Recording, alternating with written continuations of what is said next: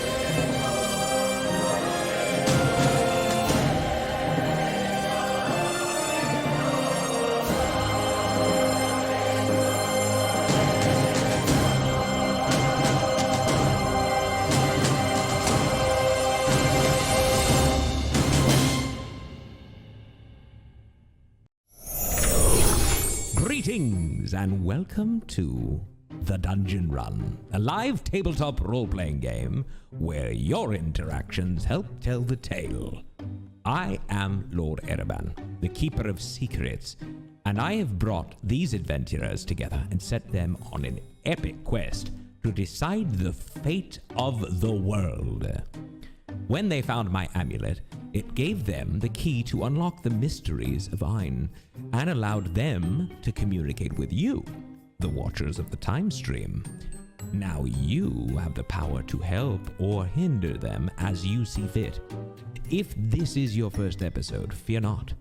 Our Dungeon Master will catch you up on everything you need to know to jump right in, and you can always watch past episodes by visiting our YouTube or listen to the audio version by searching for The Dungeon Run wherever you get fine podcasts. The Dungeon Run is made possible through the generous support of our patrons. Bonus shows, special content, and more is available when you become a supporter at patreon.com/thedungeonrun. And join the incredible Dungeon Run community by visiting the official, unofficial Discord at thedungeon.run/discord. Also, don't forget to like and subscribe. It really does make a difference. But now, sit back, relax, enter the world of Ayn, and let the dice roll! There it is. Thank you, Lord Ereban. And welcome to The Dungeon Run, episode 81. We are so excited to have you with us. Of course, this show is made possible through Patreon. If you have not checked out our Patreon, head over to patreon.com/thedungeonrun. Find out about all of the cool perks and extras you can find there. There's extra bonus shows. We had the Dungeon Cooldown on Mondays at 12 noon p.m. Streaming here at twitch.tv/thedungeonrun. The only way to get the VOD of that is to be a patron. This week we had Morgan Peter Brown and Ron Ogden on. Guys, how did it go? Was it a blast? It was great. You know, we had a great talk. I always look forward to talking with my friend Ronald Ogden. We answered some very tough questions from our patrons. Got very deep into backstory and basically the team planning tactics. I don't know why they wanted to talk to us about that. No clue. Yeah. No clue whatsoever. But no, we had a blast. Also, we've had more new Patreon exclusive content this week. A couple of weeks ago, I posted my first of the monster stat blocks with the full ling, which you can get at the Watcher level, no, the Amulet Bearer level, I think. Yes. And there's a cast secrets, and Jared, I know that you posted a new cast secret this week. Can you give us the lowdown on that? Lots of nude photos of my dog. Only for Tasteful. you. Tasteful.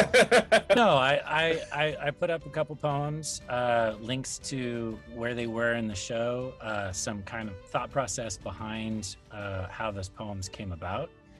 I also came up with a playlist of music that I like to listen to when I'm writing for my muse. or just writing poetry in general. Yeah, there's lots of cool stuff that I posted in there, and then I asked people in the comments, you know, what more do you want to see, and then I responded to those comments and posted even more stuff. It's almost like having a whole conversation. You're really coming along, Jared. It's great. We're so proud of you, Jared. That's just what we wanted to say. We've got a brand new intermission. You want to stay tuned for that halfway through the show. Katie, tell folks what they can look forward to at intermission this week. Oh man, so much good stuff at intermission. A little information on the merch that we have available, and a lovely display of fan art that we have a selection of. We can't even show it all because there is so much amazing fan art from this community. We are overwhelmed by it, but Ron has put together a selection this week to show, so definitely stay tuned to check that out because these pieces are amazing. Also, you can interact with us live here on Twitch, and our Twitch maven, Jessica Lynn Parsons, is going to tell you all about all the wonderful things you can send us live during the show. You can send us balloons. You can send forces of good and evil ideas, but not on the show yet, right? That's not this weekend. Potatoes, force of good and force of evil potatoes. For sure. Yeah, we got balloons and potatoes that all contribute to the war. I just put you on the spot, Jessica. She's You can give us advantage and disadvantage. You can give us the balloons and the potatoes that all contribute to the war that's going back and forth. In fact, we just got a balloon from Angel Devilson. Thank you, Angel Devilson, for that generous balloon. Thank you. And as a result, we are bringing back the Force of Good and Force of Evil cards that you may remember from the old version of the show. We're bringing back that process. Not completely there yet, but look forward to that in the next few weeks as we figure out how to make that all happen visually on the show. But because the Team Force of Good won the war last week, we're going to start this episode with a Force of Good card in effect for the entire episode. Woo! So look forward to that. I'll be reading that in a second.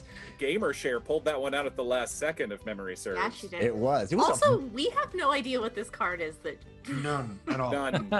submitted by you, scared. the watchers of the time stream. So Yay! should be really cool. All right, and if this is your first episode, fear not. I'm gonna recap everything that you need to know to jump right into our story. But Cast, why don't you introduce your character, starting with Jared Kajak? Hi, my name's Jared Kajak. I play Civ Red Thistle on the Dungeon Run. He's just doing great, you guys. He's just doing great. We're crushing it. So, a genuine introduction, Jared. Thank you. I've been practicing. So, sorry, I've been drinking beer. So Civ Red Thistle. Yeah. You don't have to do an essay. You don't have to give us an essay. Yeah. Just, you know. Have you met Jared? Really should not have started with him. Let me bring up my backstory. Oh, God. Loading. I think Tabaxi Rogue is sufficient. It's a 4-hour show, Jared.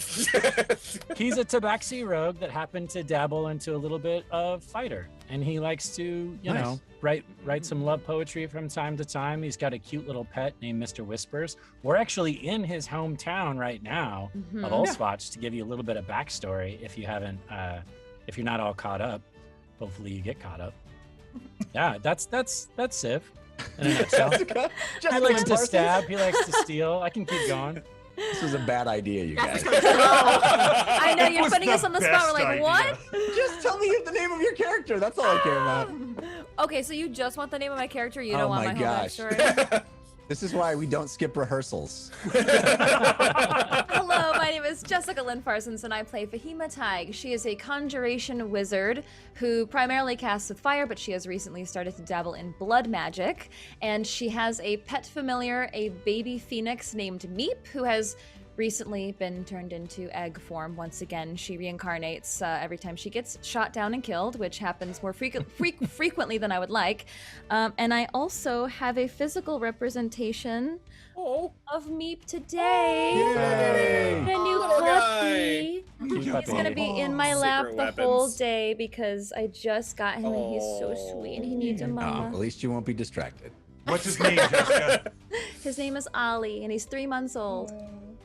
All right, in Morgan pebbles. Peter Brown, ladies and gentlemen. I mean, Jessica did that How like a can you real follow up pro, with that? and she How brought can in you a follow puppy. that? Hi, Yeah, everybody. you can't I'm top Morgan that. Peter Brown. I play James Quillis, the human warlock of the Great Old One variety. He's a nervous man. That's all I'll say. Ronald Ogden.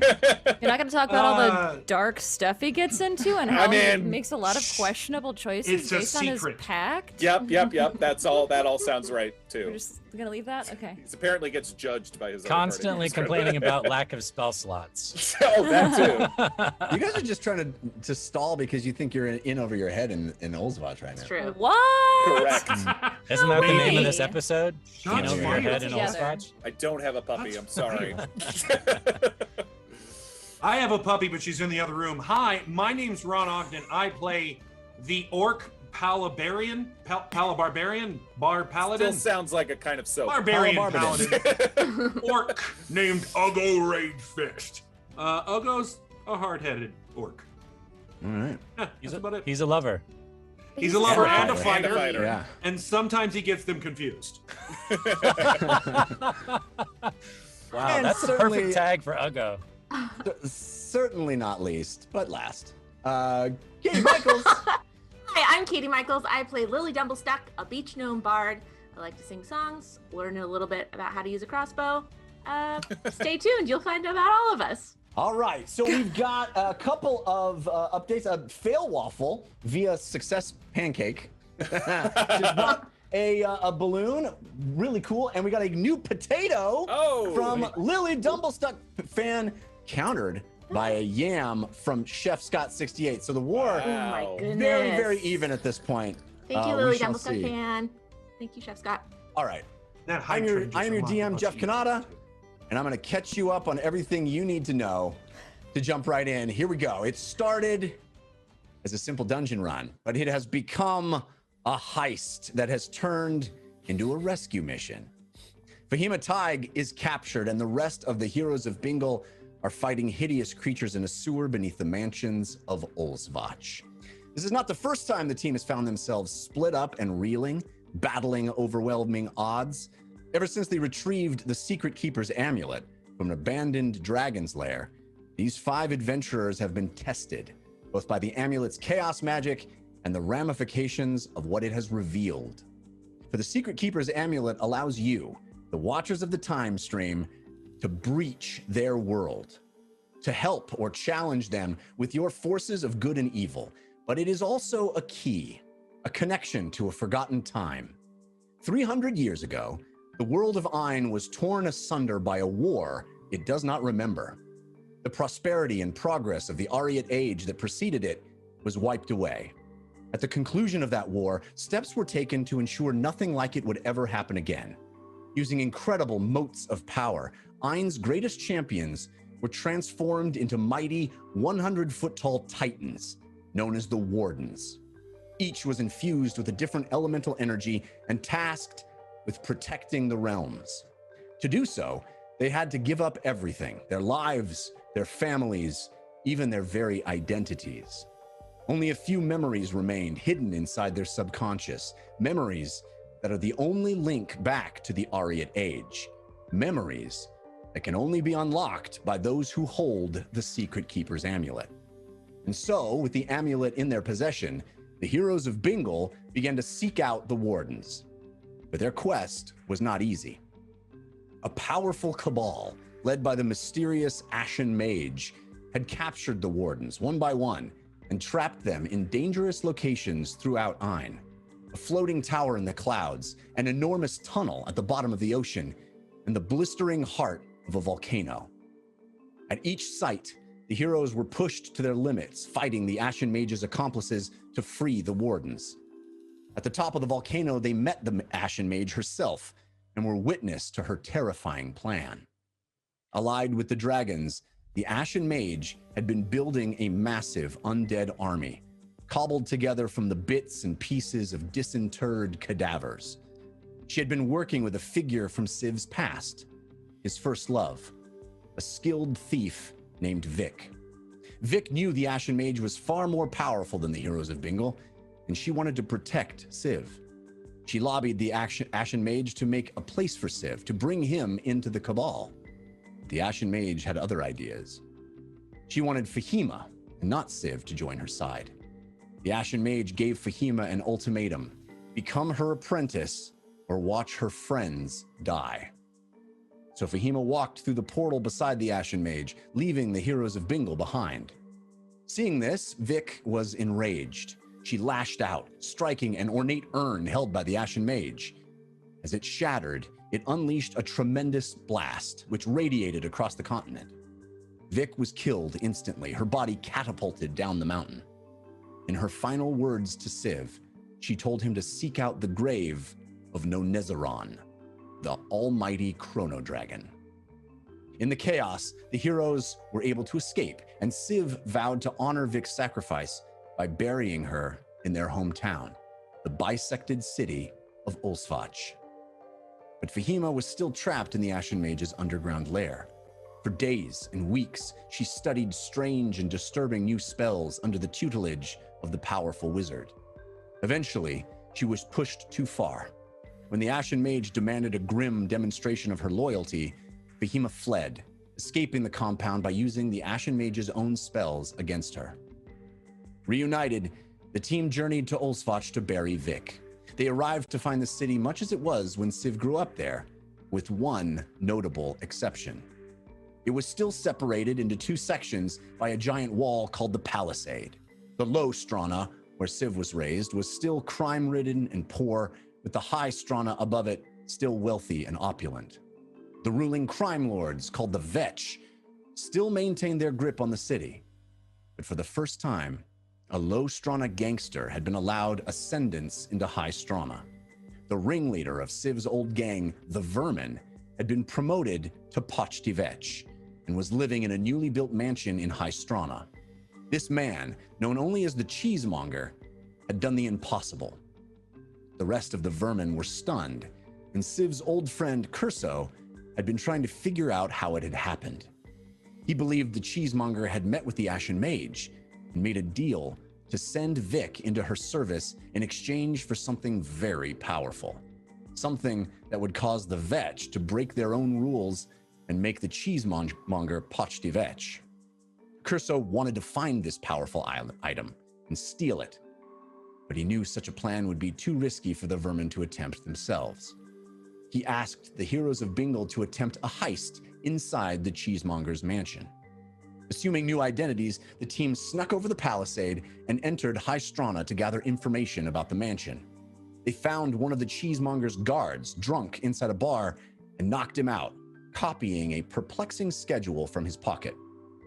Then, James cast suggestion on him, magically forcing him to have a pleasant day, be in a good mood, and be nice to any gardeners he might encounter.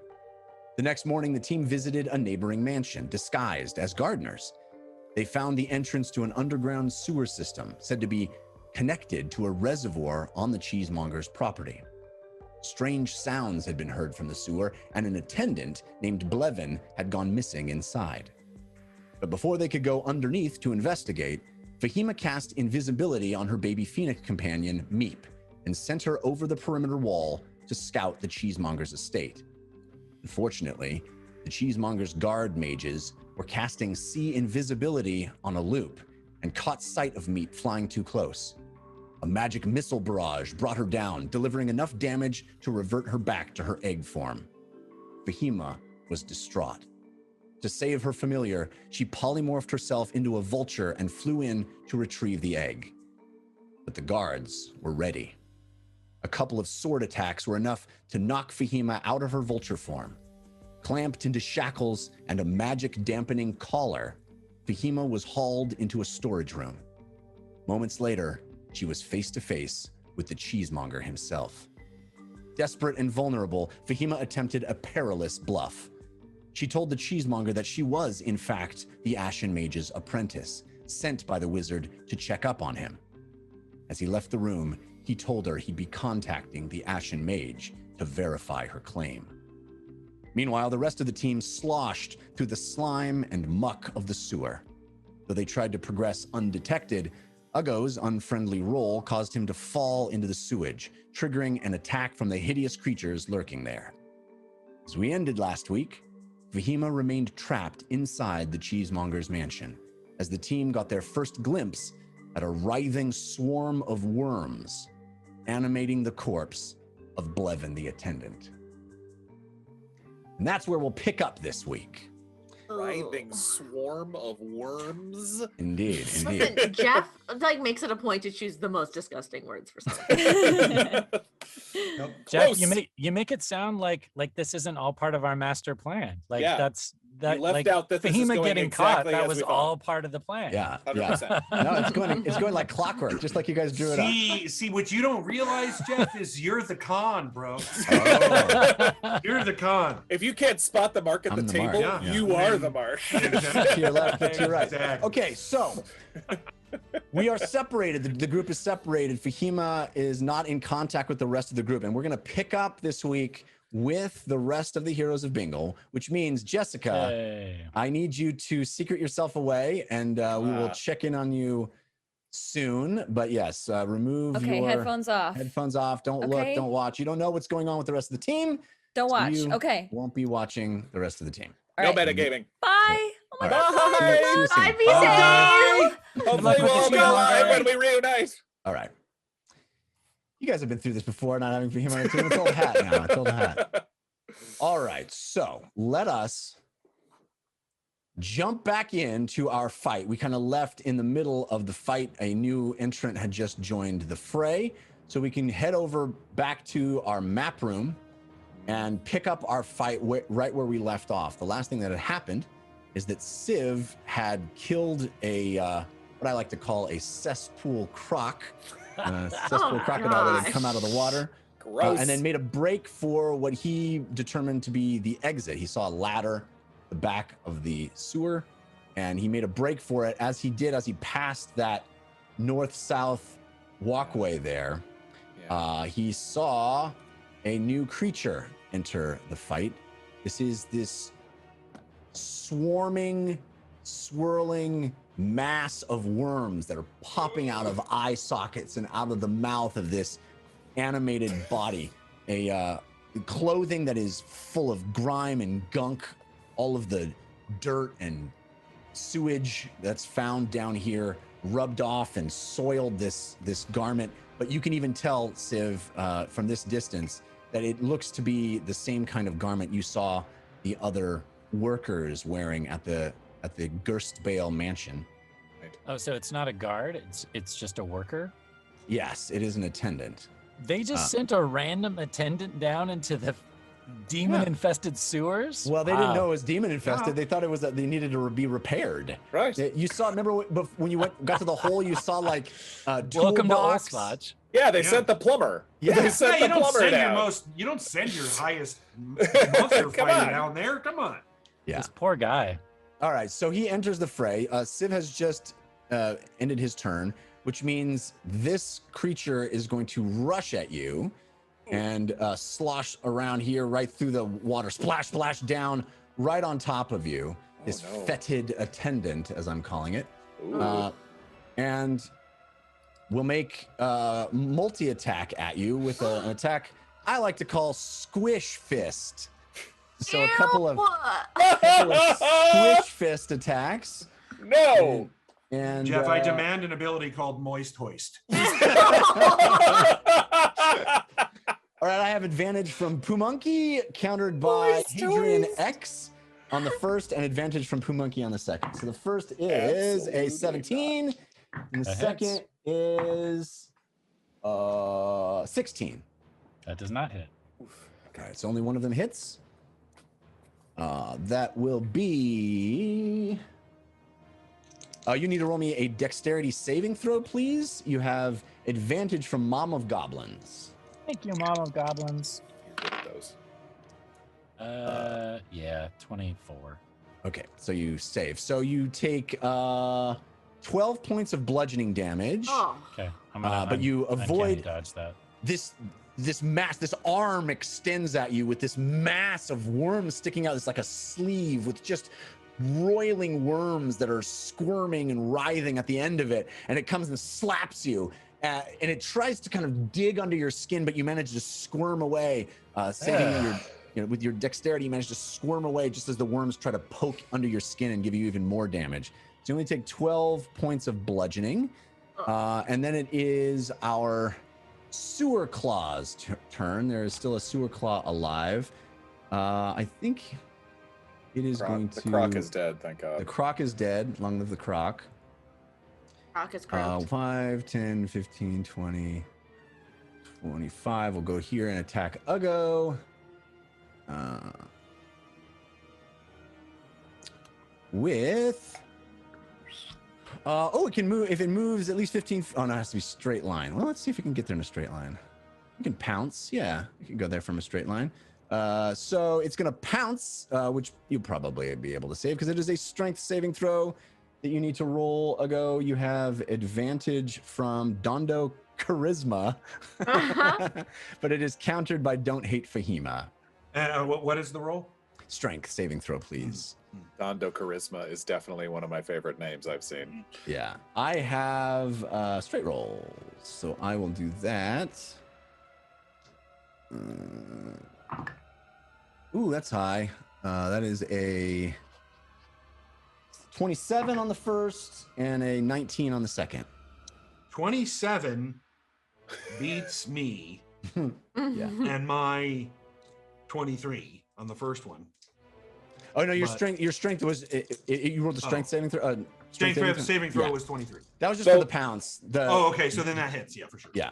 But so you do not get knocked prone by the pounce, but you take 8 plus 5 is 13 points of damage on the first, and so 6. 9. I'm assuming it's bludgeoning or slashing it is, or whatever. it's piercing actually. Piercing. Okay. 9 plus 5, 14 on the second. Okay, so 7. Cool. All right, we are back to the top of the round, Lily. Okay. Grammy's still on the field, right? Grammy is right there, if you can see that pulse. Yes, perfect. Yeah, so I'm doing that in a second, but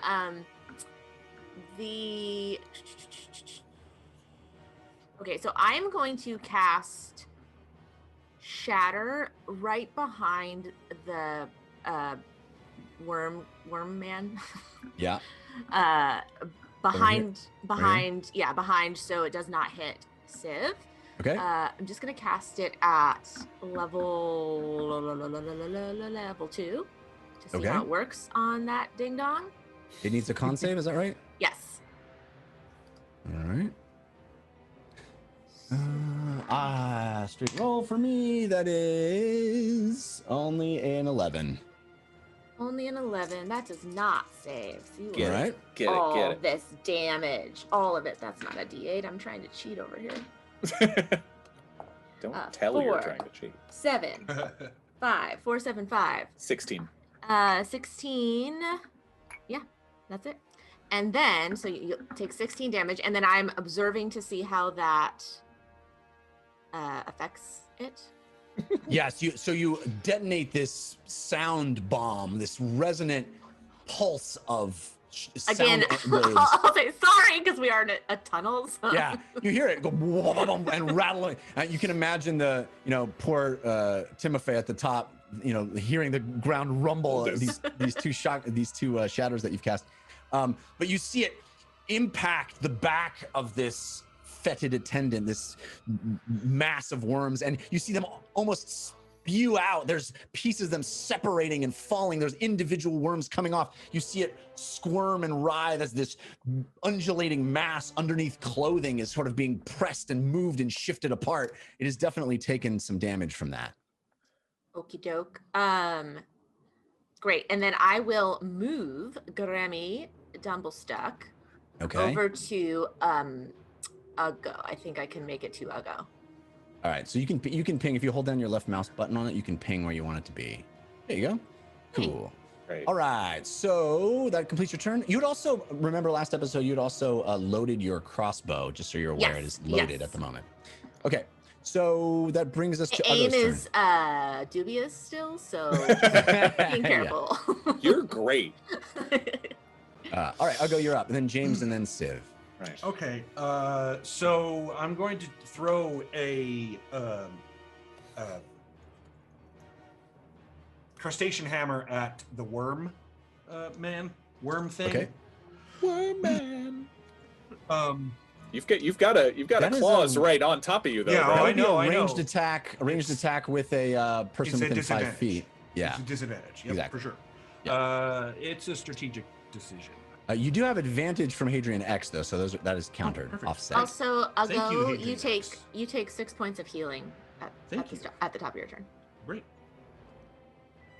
Okay, so straight roll with the Crustacean hammer. crustacean hammer is a 23. That hits. The spirits begin to surround it.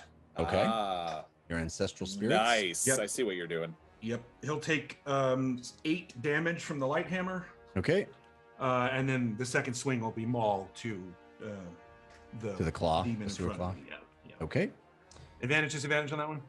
You do have advantage Great. from Intrepid Jedi 52. Thank you, Intrepid Jedi. Nice. 25. That hits. And didn't say I was doing recklessly. I'll do that next time.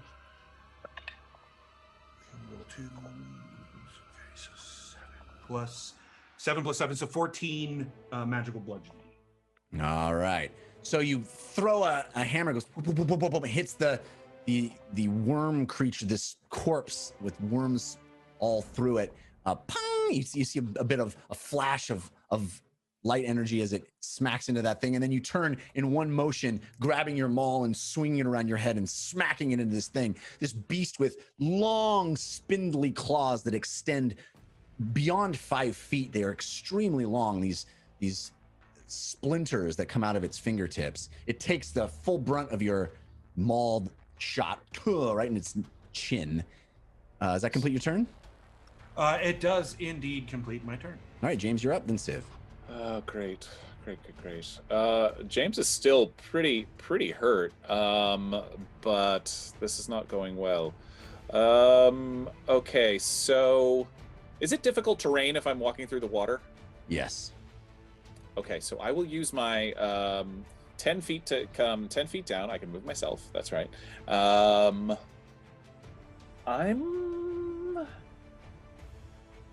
going to walk through this water over here and come back to this corner and one at a time, 2 Eldritch Blasts into this claw right. demon. Yeah. Okay. You may have not wanted to step back into that thing, but you took a facial into it last episode. So No, that was Uggo. I was okay. No, you got grabbed by the Oh, crocodile yes, and I dragged did. under. Yes, I did. That was not fun. So you are soiled. To say the least. Oh, How no. dare you? How dare you say that? All right, you have 2 attacks. The first has advantage from a jar full of bees, countered by Mavith. Oh, thank you, jar full of bees and Mavith. And the second is at full advantage from Hadrian X. The first is an 11 to hit. Miss. And thank you, Hadrian X, for number 2 for an 18 to hit. That's better. That hits. That fell out of the box for 7 points of force damage. And this is going into the claw, right? The claw, Or- yes. All right. 7 points of force damage. So these purple streaks light up, illuminate this sewage water as they fly over the top of it and smack into this creature. It goes, and it gets smacked by it. I still have Far Step running. Where is Grammy? She is right She's- next to Uggo. In the Right, square. That right behind her. Right behind Uggo, I mean. I think you put her like right on top of Uggo. Yeah, it's like on the. It's not technically on Uggo, but it's the square that Uggo's in. Yeah. And if I enter her space on my turn, I still get that healing, right? Yes. Then that's what I'm going to do. She can also move it. She can also move it. That's fine. No, I'll pop over with my Far Step bonus action, poof, and don't- take and take the 2d6 of healing. I remember us using it that way before. It's either the top of your turn or Whoa, if you got a lot. I rolled it for you. Oh, thank you. You got 10. 10. Beautiful. I Grammy. need that.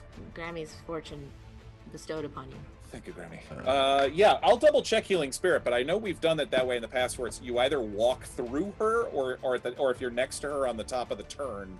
No, it's whenever you are a creature, you can Moves see into the moves into space, the yeah. spirit space for the first time, or starts. starts its turn there. So like I'll go, Great. I moved it into its space, so that's the thing with Healing Spirit is because I moved it into Ugo's space, he doesn't take the healing then. He Right. takes the healing on the start of his turn.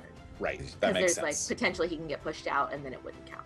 Okay, copy. So yeah, so I take the 10 points of healing from Grammy, which I direly needed. Okay, beautiful. That is right. my turn. Civ, you're up. I'm just gonna wail on the wormy Blevin guy. Worm boy. All right, Whole so you lot have of- 2 A lot of attacks. stabbing going on. Yeah. You have advantage on both. The first from Uncle W. Uncle I guess CW? it's Uncle CW, but I don't see the C. And then the second from Hadrian X. Thank you both Okay. for those. Very generous. Hoping the big force of good card comes in and saves us. Oh, I haven't told you what that was. Oh, Yeah. my God. No! No, you have I'm so not. sorry. We were all waiting. You should have reminded me. I Well, I, apologize. know. I was gently reminding you because I didn't want to like ruin. the No, no, no. It's not a surprise. If it was It's a not a surprise. if it was an intentional thing. What no, is no, it? no. This was. Thank you for reminding me. I apologize. It's first time it's back, so I forgot. New show. This was submitted by Sendream or Kendream, Cendream, Sendream. It's called Return of the Five. It says, well now, the dungeon run returns. Everyone, including Jeff, gets a free +5 for any single roll of their choice. Just remember, let the dice roll. So That's- once this episode, we get to add a +5. Correct. Yeah, One time. And that's maybe. because Team Force of Good won last week. I apologize for not remembering to do that, but I suspect nobody Okay. would have used it yet. 18 for the first attack. On the attendant, 11. that hits. Yeah. Yes. Okay. +5, all right. Use Yeah. those juicy 5 And, points. 25. 25 for the second. That's my name, Juicy. You know. Yeah, sorry. I'm not gonna use Juicy's 5 points. I'm gonna Right, use how my dare you. Juicy 5 points. I rolled really good. James has leaned in. He didn't like Juicy at first, but now he's just leaned into Now it's kind of his identity. it. 42 points of damage. Holy moly. That That is a rogue. There is a bit of bad news, though. Oh, no. As you Splatter. stab away at this thing, your arms embed in it. You go deeper and deeper, and you are slicing away at these worms and cutting, and you feel that this swarm writhe around your arm, almost engulfing your entire forearm, and you feel bits of it try to pierce your skin and go under the surface of your fur. Ugh. So you need to where is it? Roll me a dexterity saving throw, please. You do have advantage from the pack NW_Fallstar. 15. Pacific Northwest Fallstar. 15.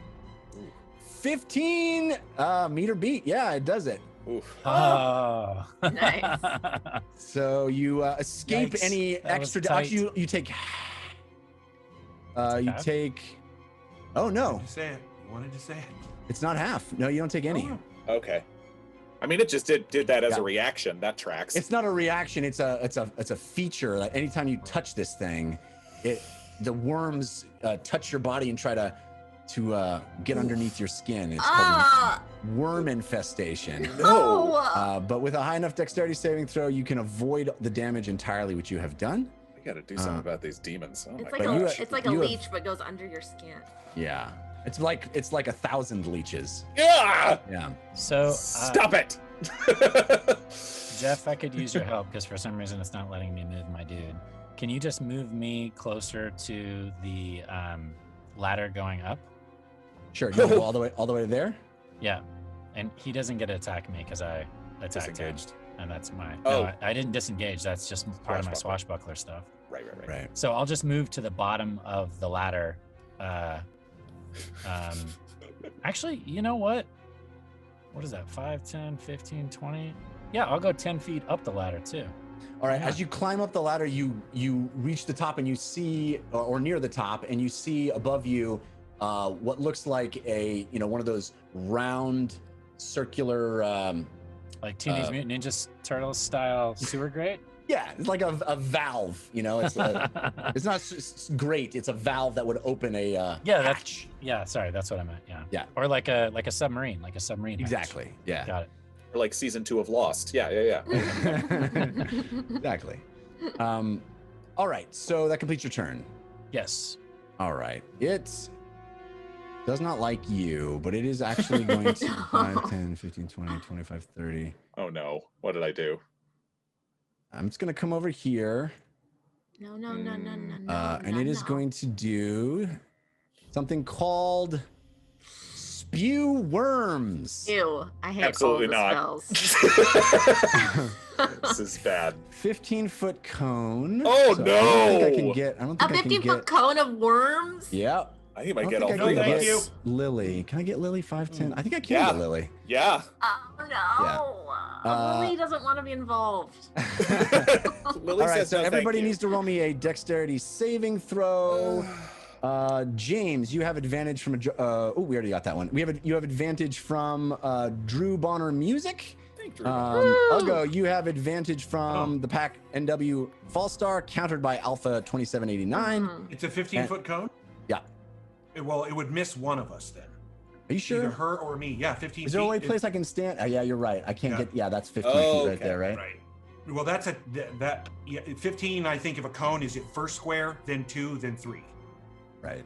Does it hit the claws? So right now you could really only, if you wanted to hit more than Oh, one I person, it would be see. me, Yes. me and James. It would be me and James. Yes, it expands out to 15. Or Right. James. But then you That's would right also there, right? hit. If I stand there, I can get you all. Yep. Uh, Damn. Oh, you No, found that's it. 20 feet. No, that's Oh only no, 15 feet. yeah, because of the measurement there. Yep. You got Yep. us. Yeah. According to square math, that doesn't work. But yeah, okay. The worm guy takes out a protractor, does the math. Yeah, does the Exactly math. where he needs to stand. Absolutely. Apparently. Hang on, stand. In life, he was a plumber. It tracks. It tracks. All right, Lily, you have advantage from Tenon. Ooh, thank you, Tenon. I got an 18. That saves. Thank goodness. That's 15. Advantage and as you disadvantage? said. I have advantage if it's oh a dexterity no. saving throw and I can see it. I didn't do well. Yeah, you were evened out from Pack NW Fallstar and Alpha 2789. They countered you. So if you I do see have it, advantage, ability that gives me advantage. Yep. all right. Danger sense. Danger sense. Ooh. With my dexterity save, only a 12. Oh. So Lily and Ugo both take it. Yeah. I'm assuming a 12. Take it full, and I got an 11. Yeah, 12. So you guys each take 16 points of piercing damage. Okay. And you take 8 points of piercing damage. No. Yeah. So Those are literally a bunch of nasty worms worms. come flying out of this thing, out of its face, out of the holes in its skull, out of its nose holes. It's just this animated corpse and just spewing stuff at you. These wiggling worms that fly through the air. They're dripping with goo and gunk, and it comes hitting you. And as they smack into you, you take that damage. Also, Gross. Grammy goes away. I lost concentration on that. Oh, Ooh. dang. All right. Oh, That's So- not good. Now we're up to the claw's turn. Weird. I guess it's just gonna smack. Well, I can move. Here. Oop. I'm in The my- worms, okay, you say piercing damage. Are the worms like lodged within our skin? Yeah, I mean they're piercing your skin. They're trying to get underneath your skin. That's true. No, okay. Oh, I didn't do I don't that. know why I asked for Sorry, I clarification didn't on the do- visual, I but didn't. No, that's right. Yeah, it's piercing damage. Absolutely not. Yeah. All right, so this guy's gonna take a Pathetic. 5-foot step and do his multi-attack, one against Ugo and one against James. I do have advantage. This is going great. I do have advantage from Witch Space, countered by Angel Devilson. And Ooh, Oh thank wait, I you. got to do my concentration check as well, which I already have auto advantage on because of Warcaster. Oof, and passed with just a 10. Thank oh, goodness. natural 1. On Ugo. Yeah, and then on you, it is a 17. That hits. All right. So that will be 13 points of piercing damage. Oh gosh. Okay. So these long claws come out at you. These fingers, they have these long, sharp. You heard them scrape along the walls when you first got in here. That sound that you had heard, that Civ and Uggo had both heard. Just the scraping of these claws against the walls. Now they're piercing your skin and drawing blood. Wow. Yeah. Blood is right. James is not doing great. All right, so we are up to top of the round, Lily. Okay, well. I did somehow keep concentration on both of those hit, both the worm hit and the hit from the claws. Okay. So Far Step is still running. Thank goodness. Okay, so Lily is confused because she's got attacked by a bunch of worms. So I have loaded my crossbow, so I'm gonna shoot it. Okay.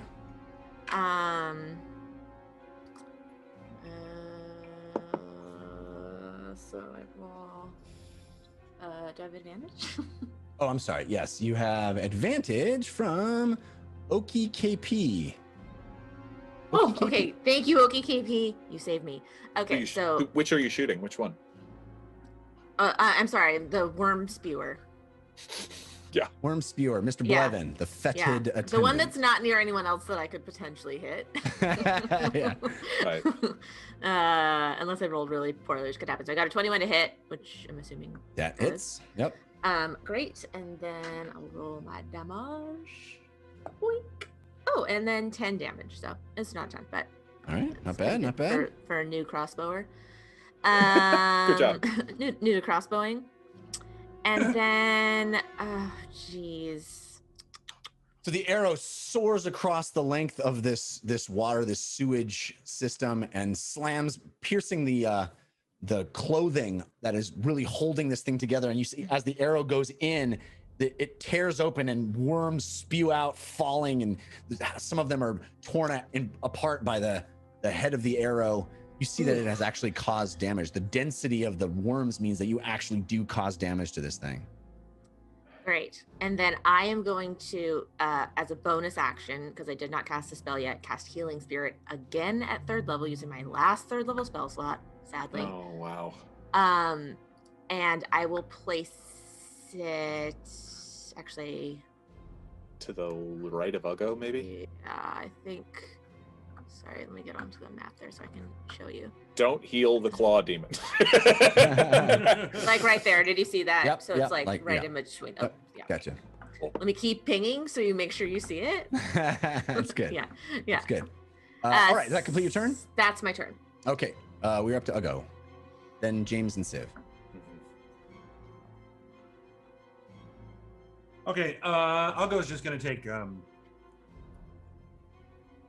two attacks at this demon here. Yeah. And All right.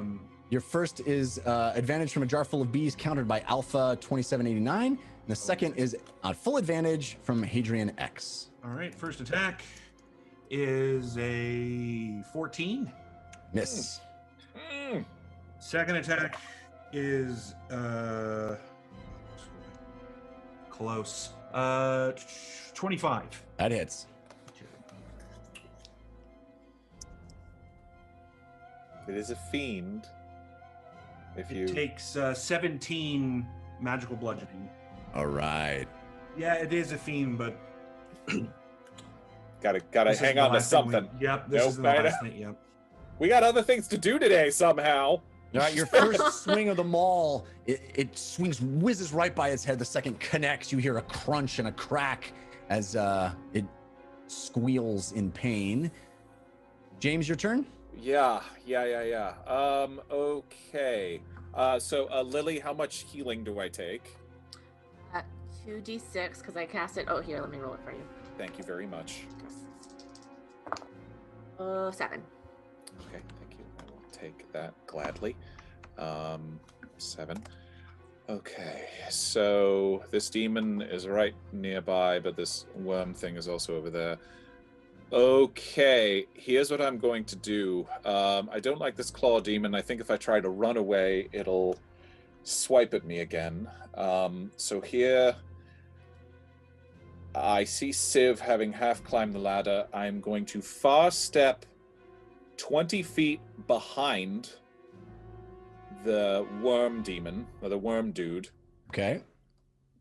Look over at Civ. I've seen Civ dodge these before. And go, Civ, heads up! Exploding ring. Woo! All right. Fireball right there. Kaboom! So you impact the ring, which causes this volatile gem inside to just erupt with fire damage in an exploding fireball. Sorry, centered buddy. on you, although not hurting you. I'm counting on your evasion. Yeah. All right. So yeah, dexterity saving throw on the worm. Okay, and on Civ too, right? Civ has And on advantage from Z-Man 9018. What's the area effect on that? 20-foot radius. Oh yeah, I totally. gets me. Looks like I have disadvantage from Hadrian X, so not good for the old. Ooh, that's not good. He has a -1 to Dex, so I got a 3. Nice. Advantage, disadvantage for Civ. Yeah, I said you had. Oh, I'm sorry. It was a Z-Man 9018. I give you advantage. Okay, great. Thanks. 24. Yeah. With So you evasion, save? you take nothing. Right. Correct. Beautiful. Correct. That's a good roll. 12, 7, 29, 33, 35, 36 points of fire damage to Mr. Worm. All right. As you press the ring on your hand and force it to combust, you are at the center of this explosion, but you are protected by the ring's magic. You see the flames radiating out from you, and as the blast extends to the edge of its reach, you see it catch the back of this fetid attendant, and all of the worms burst into flames, this thing writhing and squirming, and then it collapses, the clothes falling in a heap on the ground. It is defeated. Yes! Yeah. Oh yeah. Whoa! Fire kills worms! Yeah. Right. With my movement, I will I'll just tuck over here into this corner. All right. So Civ, you're up. Okay. You have I'm just probably, dodged like, a fireball that erupted behind you. I'm probably like as tight to the bottom of the sewer grate or whatever you want to call it, the lid to the thing as I possibly could be. The only baddie that's left right now is the Fiend, who's on the other side of Uggo. Right? Yes. Okay. Yeah. Jeff, I'm sorry, I wanted to ask you to move me again. Can you move me 5, 10, 15, 20, 25, 30, just south of James. So that square that's just south of James. Right there? And then I'm gonna pull out my whisper bow and pop a shot into Mr. Fiend. All right.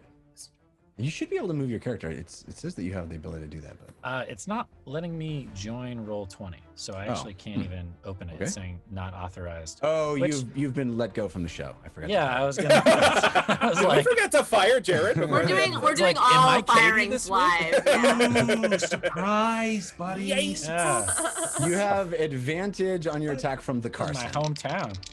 Thank Good you. started combining news this show. Good news is it's a prize, so you get to roll an advantage. It's half So- Dungeon Run, half Shark Tank from here on. 24. That hits. Yeah. Okay. You said that with a question, like 24 is not going to hit. 24, please. That didn't hit. We're in big Doing trouble. math in my head. 10, 14 plus the bow damage, so 20 points of damage. All right. So the whisper bow. Arrow. It goes silently, smoothly, right through the air, directly on target, right into this. You see it, Uggo, this bow you didn't even hear coming. It just lands in the shoulder of the creature right in front of you, embedded in there, sticking out, this thing screeching and You said it was 20 points of damage? 20 points of damage. And then I'm going to lean over to James. Did you know that I was going to avoid that fireball? I trust your agility. I'm sorry, desperate times. You have some worms. He bleeds. Worms. Thank You have you, worms. thank There's you, Worms yes. in your face. Oh gosh. There's a worm in your ear. Oh too. gosh. Oh. All right, this thing's gonna take another 5-foot step so that its reach can get both Uggo and Lily. It Nice. is going to do one attack on each of them. The first on Uggo is that's probably a hit. That is a Lily, do you look like you're hurt a lot? No, I'm a little bruised up. I'm a little But you worm, don't look like you're worm bleeding bruised. profusely. Okay. 21 to Uggo and 17 to Lily. I'm assuming those are both hits. Jeff, he gets disadvantage on the attack against Lily. Okay. Because of spirits. Yeah, that will be a 14 to Lily. That should Beat her not with hit. AC. Oh no, I'm 14. Gotta get you better armor. Yeah. Jeff, I'm So gonna take my 15 attack points of opportunity piercing on that. damage to each of you. 15? 15. That's right. I'll actually, instead of attacking it, I'll use it to reduce.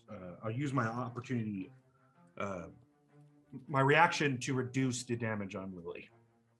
Okay. Reduce it by 7, Lily. Oh, thank you. And I will take it. All right, so back to top of the round, Lily. You only have the single combatant still in the fray. I guess I took damage, so I need to maintain my concentration on the healing. Uggo, you should have taken 7 points of healing at the top of your turn, by the way. Okay. Right. Because Grammy was right there, so- and I hadn't taken damage yet, so. I lose concentration again on Damn. Oh that. man. Not rolling well on my concentration. Grammy goes away. Dang it. I know, that's not great. Okay, so there's just this one ding dong left on the floor. Yeah. I am going to then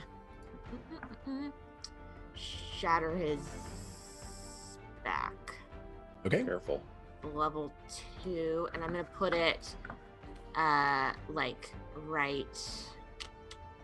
I think if I do, Pretty tight. it's pretty tight, but I think it's a 10-foot Yeah, you should be fine. sphere, so I think if I put it like right here, Yeah, almost like on that far corner from where that caddy corner from where you are, you should be fine. I'm not pinging. Well, right. Jeff could always measure it. Like right there. Yeah, yeah. Won't You hit. sound so, Uggo. you sound so hurt. So Jeff, Literally. Patronize me? It's Jeff, a con con save. save, right? Yeah.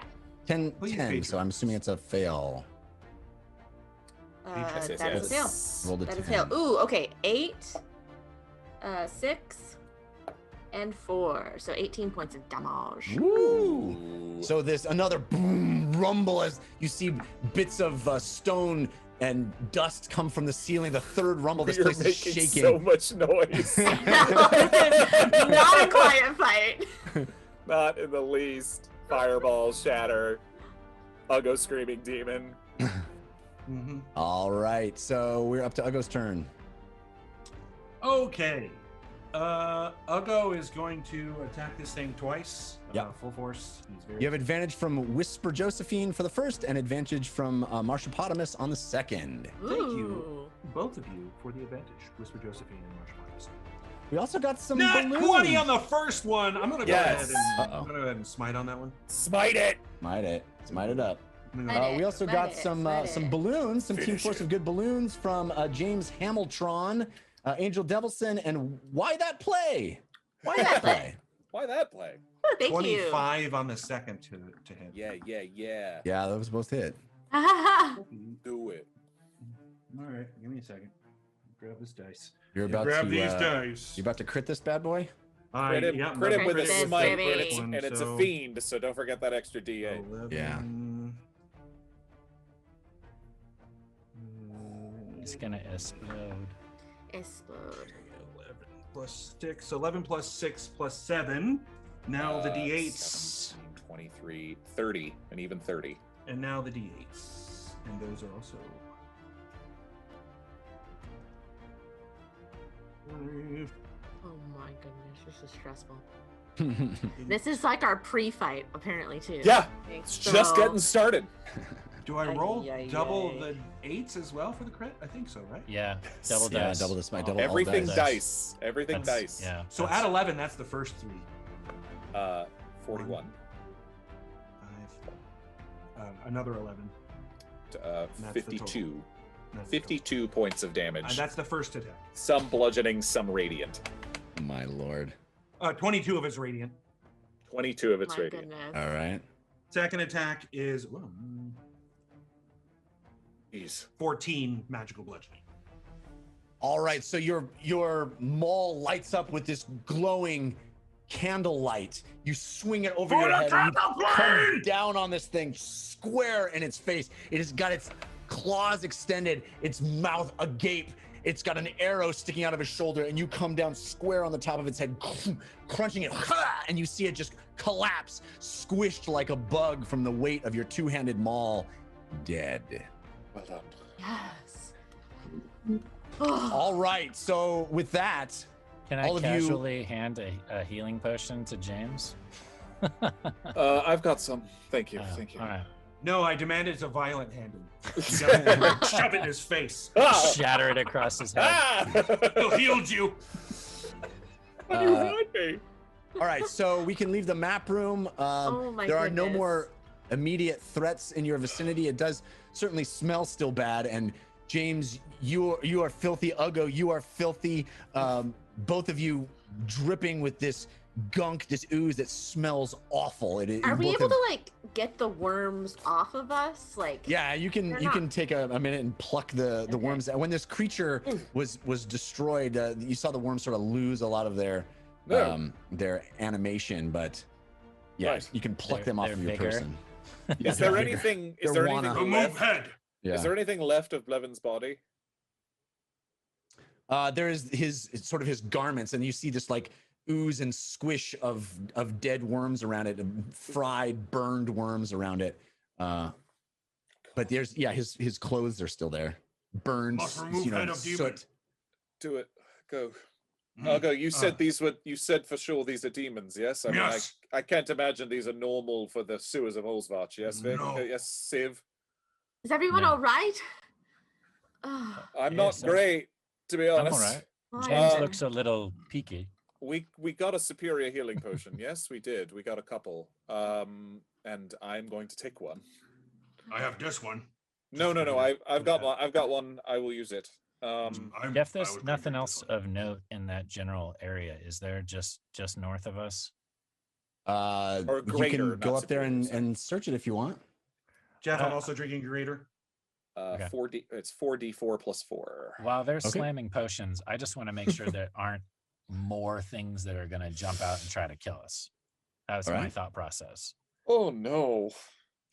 You can do a perception check for me. You have advantage from the Carson. I Thanks, rolled Carson. terribly on that potion, and only got 9 points of healing. Oh Oh. no! I Was rolled it three greater? three ones. Ugh. Greater Ugh. disappointment. I was like, who made these? These are terrible. Jeff, Ugo's going to start removing these demons' heads using his hand axe.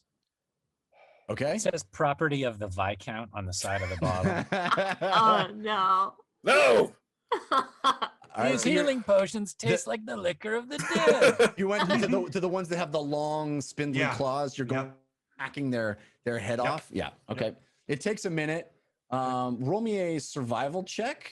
You Sure. have advantage. Oh no, you don't. Right. Straight roll. Straight roll. All right. I got an 18 on perception, Jeff. All right. You don't see any threats. You don't see any monsters. You're looking around this area. You don't see any threats, but you do see another smaller one of those valve cranks. Where at? I got a pretty good survival. I rolled 11, 16. 16? Yeah. All right, so you're able to do it pretty quickly. You hack through these pieces. You don't. You're able to sever the head pretty cleanly and separate it from the body, pulling out the spine and cracking, crunching the Oh. bones. I think Civ, we it's should the- take heads with us. Okay. Oh. It's the east wall, Civ, that you see this smaller sort of valve. I haven't had much luck talking to them so far, but certainly, sure. Should we put them in to scare. the bag of holding, maybe? Okay. Fine. So just so I know, Jeff, there's the ladder that goes straight up that I'm assuming is leading to the Cheesemonger's mansion. Mhm. And then you're saying there's another valve someplace else? Yeah, it's not. It doesn't look like a hatch. It just looks like one of those circular turning valves. It's much smaller. The hatch one is, I don't know, maybe 1.5 feet wide, Right. and this one's smaller, more like 6 inches. Where is the 6-inch one? It's on the east wall. It's perpendicular to the you Is it like a sluice? Like, does it look like it might open up the sluice to? Yeah, can we tell what it's connected to at all? You can surmise that it might do that, but you have no idea exactly. Alright. It's impossible to determine exactly what it does by looking at it. All right, I'll give it like 1 or 2 cranks just to see what it does, and then tighten it back up if I think it's gonna like flood the sewer or something. Okay. You hear a lot of sound coming from as you turn it. You hear, and you hear this up above you as you turn it, and then you turn it back and tighten it, and that sound stops. What's that? Above us. I don't know. Were Maybe you there's able some to sort of look through contraption. the manhole up there and see where it lets out? I haven't opened it yet. I was going to wait to make sure that all of you were healed up. I have a question. Should we take a moment before we go out? Yes. No, Okay. we need to get to Fahima fast. I know would- that, but I actually don't know if I can do it. We're running low on time. I agree with Ugo, but also yes. Why don't I just poke my head up and see what's there? Be Okay. very careful. And We're not exactly quiet just now. I am. James will activate the Pearl of Power and regain a 3rd level spell slot because I'm out otherwise. Okay. And then while Civ is doing that, Lily's gonna ritual cast Mass Unseen Servant. Okay. All right. We may not have 10 minutes, Lily. But she can always stop it. Okay. Start. Yeah. So Lily, you sit down in this dank, dark, grimy sewer and start doing your incantation to create all of these multiple. Do you know which? How many you're gonna go with? All of them. Okay. Maximum. She's gonna clean the sewers. Literally. All right. It lasts for 8 hours. So that begins. And Civ, are you gonna attempt to do this stealthily? Okay. Oh yeah, for sure. Okay. So you have advantage on your stealth roll from the dungeon rum. Thank you, the dungeon rum. Nice. Send us a bottle of the dungeon rum. We'll drink that. How many healing potions do we have? Please don't break laws. I just got a natural 20 on the stealth check. Nice. To answer your question as far as healing potion goes, I have 1 greater healing, Did we get 3 or 4? and we divvied them out, so Yeah. I think Yeah. each person has 1, and then I have 3 regular potions of healing. I've got 1 regular healing, but go ahead. Stealth away. We just got a potato sent to us from Astayanex. Yes! Yes. Astayanex, thank you for that. So Team Force of Good crushing it right now with 69%, Yes. and for Team Force of Evil 31%. Ooh. All They'll right. they'll arrive at some point, I'm sure. All right. Yeah, second half. So Civ, as you start to approach, even James is like, where'd he go? He pulls a Batman. Yeah. You're like, as I was Mid-sentence. saying, and then he's not there. Civ, you walk over, climb slowly up the ladder, and you're gonna turn this crank. Yeah. Okay. You and you pull it down to the latch. Roll me a strength saving throw, please. Awesome. That's You not a good sign. have advantage from surprising French toast. All the breakfasts. So many represent- breakfasts having their say. I only got a 10. Okay, I did so not you, make it. as you open this thing, a torrent of water comes plummeting down out of the hole, hitting you, slamming you, and you fall to the bottom of the sewer floor. You take 6 points of damage, bludgeoning damage, as you hit, boom, water pummeling you from above. All of you see this gushing water rushing down, kind of hitting the ground, splashing everywhere. It's just completely enveloping Civ as he lays on the ground. It's the bottom of his pond. I'll go over and try and help pull him out of it if he can't get Okay. like his, I don't know if it's disorienting to be Sure. like pummeled Roll with me water a- like that. Roll me an athletics check, please. You have advantage from Broderick Slick Rick Gordes. Roderick! It's a good one. Amazing. Thanks, Slick Rick. Oh, that saved me. Okay, 17. Okay, yeah, you're able to pull Civ as the water continues to gush. It's like it's a cylinder of just tons of gallons and gallons of water just flowing from this hole. But you pull Civ out from under. He coughs and sputters. There's water. His fur is matted to his skin. He's completely drenched. Are you okay? Yes. Does And the I water point, appear to be clean? It does. I point over at the smaller. Yeah, I run over and I Gasket turn. thing. I turn the smaller crank. And you hear this, and slowly the water goes from this intense, thick cylinder to nothing. Well, that's what that was for. But literally lets us out in the middle of his pond in his backyard. Okay. So we drain the pond if we do that. Maybe. Is Maybe there- this stopped it. Maybe this gives us. Are we able to? So if we look up, if the water is stopped, I will go over and look up through at the top of the ladder. What can I see now? Is it stopped? You can see open sky. It looks like there is a hole that goes all the way up to the sky, and it looks like the water somehow has been diverted from this section. Fascinating. Okay. Okay. Listen, we don't have a lot of time. Augur's right. If the Ashen Mage, if there's any danger of the Ashen Mage being alerted that Fahima is here and in this man's custody, we need to move. Right. I don't know if we're already in be any here. shape to fight a bunch of guards. I don't disagree, but waiting an hour is a very bad idea right now, I think. Well, I can do catnap, but I don't have much. I do All right. catnap for the three of you. I'm not in a great place, but Okay. I suppose I can rely on you to protect me. Do for you the most still part. have all right, I'm not sure it's in our best interest for this to be a frontal assault. So what I was thinking is, perchance our best idea is to create a diversion for the guards on the grounds and then have people get into the house that way. I can create 15 invisible beings that could potentially create some sort of a diversion. Could they carry this? And he pulls out one of the heads. How heavy is it? Jeff, how heavy is this demon head? A human head is 8 pounds, I learned from Jerry Maguire. Great Demon reference, head's Jeff. probably Well maybe done. a couple pounds heavier. I assume between a couple of them, yeah. I could remove brain matter, Listen, make it lighter. Well, that could be good. I'm just saying, if we create some kind of diversion that creates their attention over there, then we might be able to sneak over here. but we still don't know where Fahima is. Also, sneaking is good, but also, listen, if Fahima said to him, the Ashen Mage is here, or the Ashen Mage is coming, I work for her. Right. What if we represent ourselves as also working for the Ashen Mage?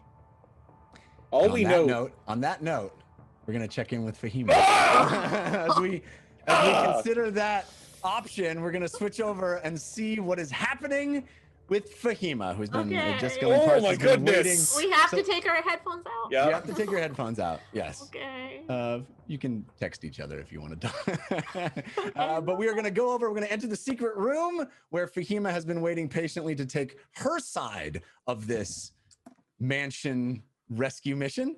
So let's do that now and head over and check out Fahima in the room where she is being held. Sean, are we able to do? There we go.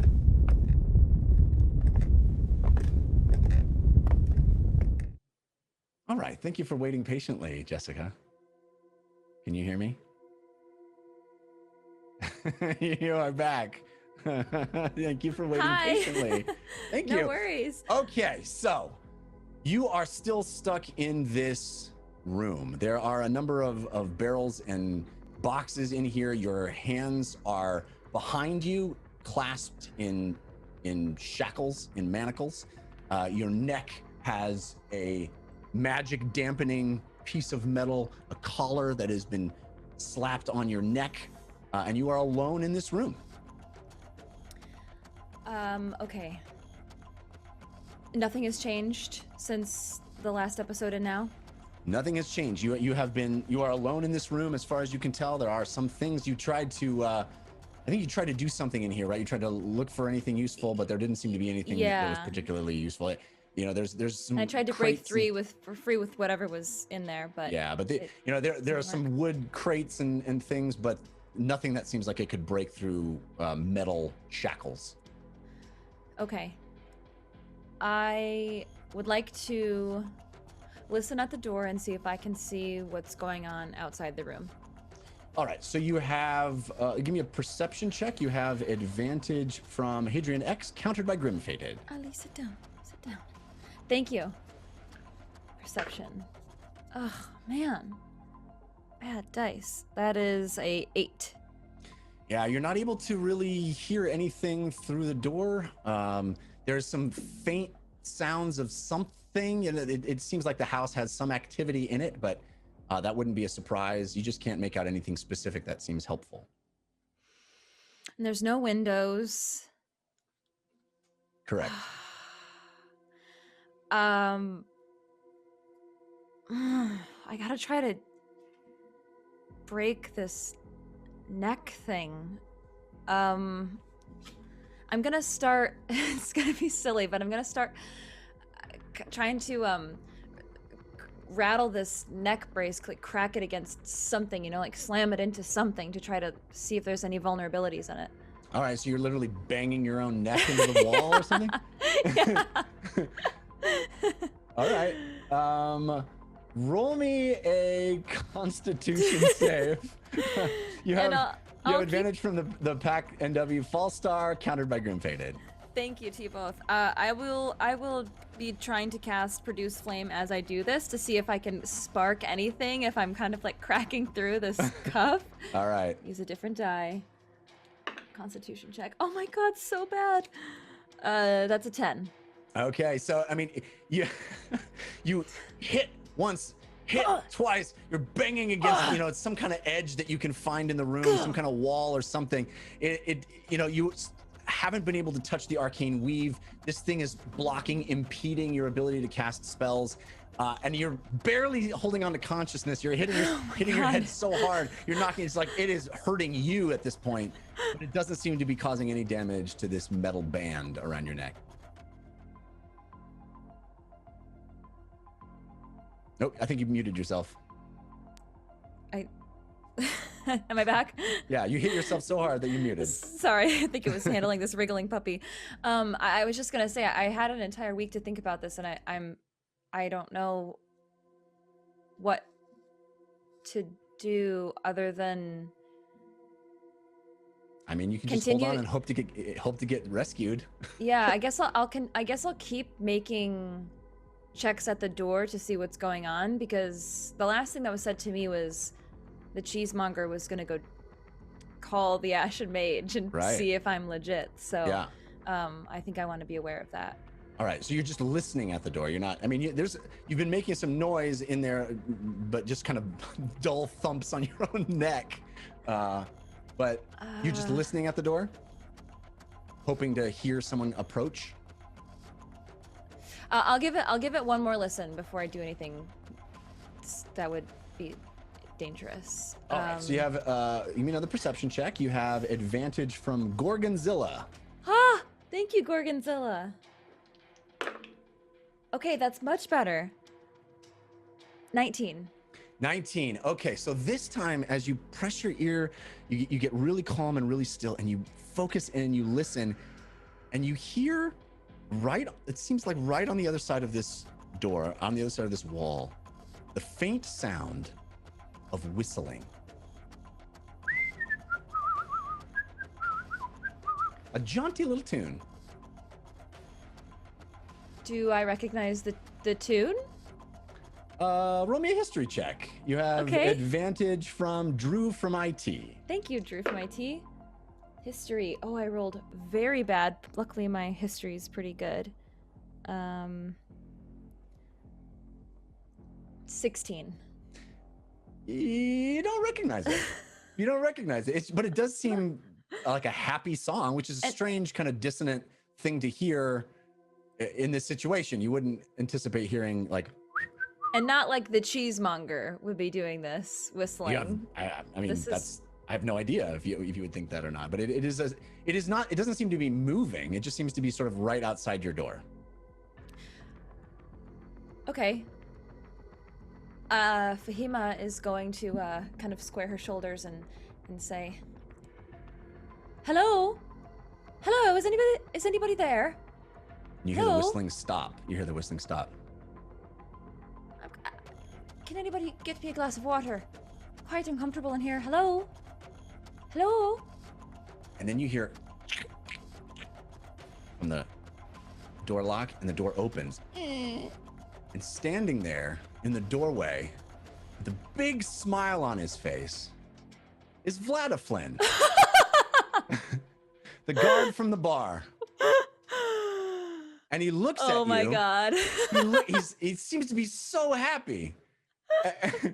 And he looks at you up and down and sees that you're in overalls and whatever the rest of your costume was. And he goes, "Are you a gardener?" Oh, these old overalls? This was, yes, I do volunteer work, with, the botanists here, and, I just was sort of, there was some sort of a mix-up here, and, I was trying to find the bathroom, the bathroom, and I got lost in here. Do you think... Well, let me say you look great. Oh, thank Pretty you. hair. As do you. Great smile. The color behooves you. You look wonderful. Thank you, Vlad. Thank you. You know my name? Well, I know you. You are gardener. well, no, we met, the other night. That's why I'm here on a volunteer opportunity, to see the grounds.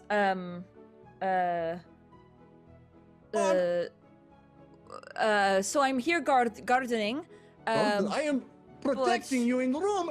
I'm having the best day. My mood is great. I'm the happiest day I've had in so long. And now I get to meet the gardener. Is there anything I can do for you that it would be nice? Oh, I just have the overwhelming desire to do something nice for you.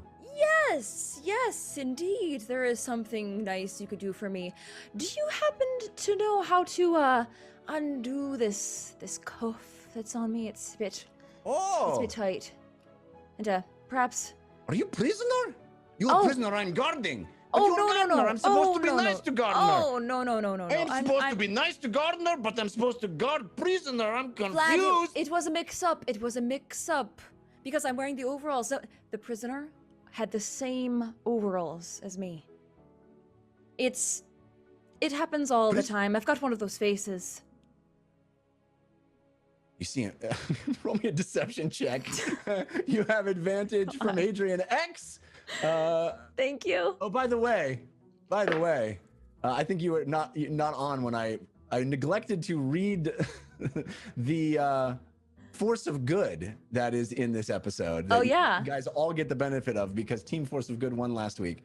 And it is a single use +5 to any roll. So you can use that at any point, but only once during the episode this week. Okay, luckily I had that advantage and I did roll well on this one. Deception is a dirty 20. All right. Okay. That roll did not match what I just role played. Poor guy, right? He's under the effects of suggestion from James, and he's trying so hard to fulfill. He has 8 hours to fulfill this thing, but of course, being nice to someone is such a vague notion. And he sees you tell him something that he, in any other circumstance, would find to be laughably false, but he wants so badly to be nice to you. Yeah. Of course. Forgive me for thinking you were lying. Oh my you goodness, seem like such a nice person. Quite all right. Do you think there's any chance of your boss coming back around here anytime soon? He went to go get the gray woman from the portal. She comes in basement. The portal, she comes from time to time. If you want anyone to unlock your chains, he would be one. Cheesemonger would be one for who would have. Oh, This is the best day. I get to meet you. I'm so happy right now. do you know if they're still there in the basement, or if they're on their way up here right now? I think Cheesemonger contacted Grey Woman. She will be coming anytime. Guards on high alert. We have heard there is a breach on perimeter. Oh my. The mix-up and now the breach. You really have a hard day on your hands. Good thing you're in a good mood. It's a great day. I don't know. It seems like it should be hard, but it's a great day for Vlad and Flynn. You know, last night, I don't remember much of it, but I had a hard day. And this morning I woke up feeling great. I'm so sorry to hear that. I'm really glad that you're feeling better today, because this mix-up, I couldn't get out of it without you. So if you wouldn't mind perhaps escorting me out and Oh, least I can do for a nice gardener on the premises. Sure. And you know how the cheesemonger is. He doesn't take well to mix-ups like this, so we'll just keep it between you and I, right? Sort of avoid him on the way out. If that's something that could be nice for you, I would like to do it. Yeah. You said the basement? Yes. Would you mind if we just took a peek on the way out? You want me to take you down to basement? I'm supposed to stay here. Oh. I am conflicted again. My brain arts want to be nice to you, but told to stand at door and guard. You know what would be really nice, Vlad? What? I really like your outfit. I think it'd be really nice to match. Do you think I could get one? You want clothes like I have? Well, I just feel I don't want another mix-up, you know? I'd like something to change out of. These overalls are just... I don't want to get shackled up again. Well, I would love to be nice, but we would have to go to my home to get you clothes that would like mine. How about just your jacket? Oh, you want the jacket? I'm it is very cold outside. Perhaps yes, you would I'm want cold. jacket. Yes, of Oh, course. thank you. And she'll turn around and kind of sumptuously allow him to drape the coat over her. Thank you so much. Okay. I'm just trying to be nice. Yeah, I really have to get that glass of water. Can we please just get going? Of course. All right, let's go to the map room. We're gonna see the mansion. You are. I have to get there. 1 second. Yeah, go to roll 20. Get in the map room. I was there, but I somehow navigated out. All right, we're gonna go back. This is the room that you are in. Okay. Oh, we also got a yam that just came through from. Oh, evil yam from Fail Waffle, our old friend Fail Waffle. Thank you, Fail Waffle. Amazing. So now it looks like Team Force of Good only up at 56%. Team Force of Evil, 44%. All right. So this is our. I was not expecting to see this in such great detail. This is the mansion. You are on the second floor, and he escorts you out this room, and you can go if you want him to take you down to the basement. That's where he would take you. Okay. So, Vlad, where is the entrance to the basement? On first floor, of course. It is in the center of mansion. Okay. And did you see which way the cheesemonger and the gray lady came out and around from the basement? I'd just like to avoid them, like I said. Oh, they might still be down there now. He's waiting for her to appear. Something very urgent she wants to see, I think. Oh. Okay. Yeah, just take me, let's just walk slowly towards it. Yeah. No, I'm supposed to stay here and guard the room. Prevent any prisoners from escaping room. You know what? Yes, you should stay here, close the door and lock it so it's ready for the real prisoner when they arrive. Yeah, very nice of you to offer. I would love to escort you if you need, but I want to. Cheesemonger can be very angry, man. Yeah, So just I don't want to. I point me don't in the want right to anger direction. him. Yeah. Just show me sort of where to go, and Just I'll make my way walk out. down the hall, turn right, go downstairs, and then turn right again or left. There are stairs on either side that will lead to basement. Okay. Okay. Thank you. This has been delightful Yeah. for me. Yes. What a great day I'm having. So pleasant. And like I said, this stays between you and me. We don't want to make anybody angry. We want to make sure that your day stays just peachy. All right? I can't imagine it going badly. I have had so much fun talking to you. Yeah. Okay. Okay. Bye, Vlad. So this poor guard who is under the effects of suggestion and forced to be nice to the gardeners, forced to have a pleasant day.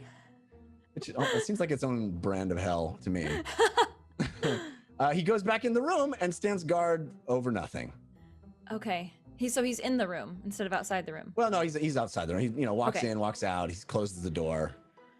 Okay. Stands there, and then you can progress over here. These are the big stairs right in this area, and you can go down to the first floor if that's what you choose. Yeah, and I would like to try to be as stealthy as possible. Okay, so roll me a stealth check. You have I wish I could cast invisibility. advantage from Drew Bonner music, countered by Witch Space. Oh no. Oh no. Please. Please. Oh my god, yes. Dirty 20. Dirty 20. Yes. All right. You are very confident that you are making very, very little sound. You're being quite careful, looking around corners. You see this great room as you walk by it. This great room above that has this open air balcony. Pretty clear that this is the balcony from which the mages shot Meep down as they stood there and were casting invisibility, see invisibility. And then magic missile, and you creep by, very, very careful not to alarm any of the sentries that are stationed there, any of the guards, these guard mages. Can I really quick take a peek and see? I know it's impossible, but I just want to see if I can maybe see. Oh, the party's coming through the sewers. So, well, I'll still try to see if I can see if maybe they're on the grounds or something. All right, so do you want to go north into this room and try to look out over the balcony? No, are there doors or are there windows or? There are two doors. If you see them, there's one there and one there. And then there's a grand window at the top there. And that door's open? Yeah. And you can see from where you are, hidden, kind of pressed against the wall on the stairs there, you can see these guards kind of moving back and forth. In fact, you can see them moving at sort of a heightened state of alarm after having shot Meep down and hauled you inside, knocking you out of vulture form. It seems like, they are on high alert. Okay, I'm gonna not make the same mistake twice. I'm gonna actually not do that. And continue down to where I was directed, where the basement is, not because I want to go in it. I just want to see if I can spy at all on the Cheesemonger and maybe Ashen Mage on my way out here. All right. So let me get you down to the first floor. Okay, the second floor. You are, hang on. Where's Fahima? This is a cool map. Right? Okay, so Fahima, you come walking down the stairs. Right here. Oh, I see a guard. Okay. You are pressed against the wall. There's a guard to your right. You are being very careful, very stealthy, trying to not, as you take a step, you hear a slight creak of the stairs. You are trying to be as quiet and inconspicuous as possible, but you definitely see movement down below as guards are patrolling this area as well. These stairs here seem to be the ones that Vlad had indicated as leading even lower into the basement. Okay, so I went back and I took screenshots of when we were going over this map initially, and are these stairs where Fahima used her cartography skills and saw that there was kind of a weird piece? That's exactly right. That's exactly where they are. So this is like an addition, or it just wasn't marked on the map as such? It does seem to be a very particular part of the plans to have added these 2 stairways, and they weren't marked as stairways on the map. They were just sort of marked as strange additions. Yes, that's correct. Guys walking. Okay. All walking. Just walking into blackness so I can't see. Oh my god. Okay. Okay. I'm gonna crouch behind this pot that's next to me, behind this statue, and hide, and see if I can listen for if they have come out of the basement yet. All right. You roll me a perception check. You have advantage from Don't Hate Fahima, countered by Witch Space. Thank you. 15. 15 on perception. You definitely hear some sounds drifting up from the stairwell. You can't quite make out exactly words, but you definitely hear noises coming down. You're a little far away. The stairway goes down to a whole other level, but you can hear some activity down there. Okay. I'd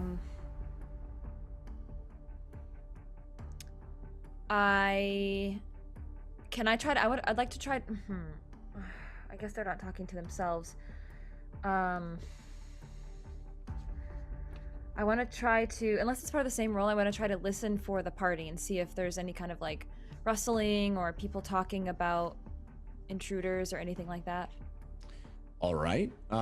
You definitely, I can use this as a part of the same role. I mean, you hear some noises coming from the stairs, but you hear, it sounds like from your right, in this general area over here, it sounds like you hear some like pots and pans, and maybe that might be the kitchen. There's some definitely louder noises coming from there. It sounds like the preparation of food.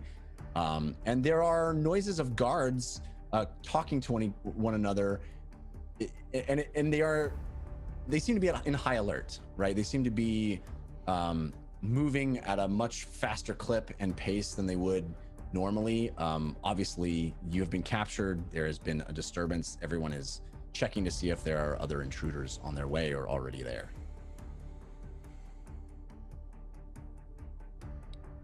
Okay.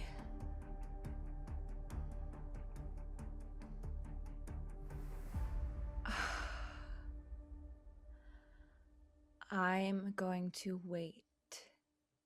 Okay. I'm gonna wait. There. All right. You wait, and you see these guards moving. You watch their movements, and eventually, if you wait long enough, you are very, you feel pretty confident that you're being quiet and you're being concealed in this moment. You don't know if there'll be people coming from the stairs above you. You can't quite see all the way up to the second floor where you came from. You've got your eye on the 2 guards that have been walking back and forth down on this level.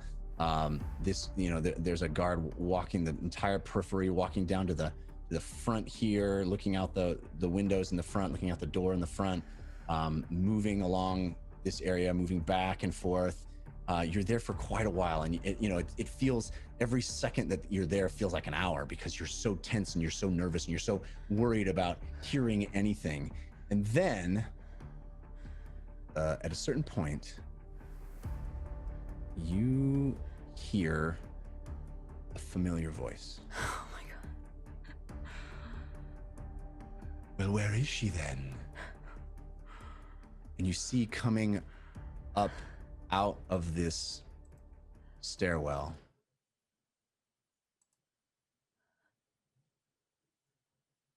Oh my god.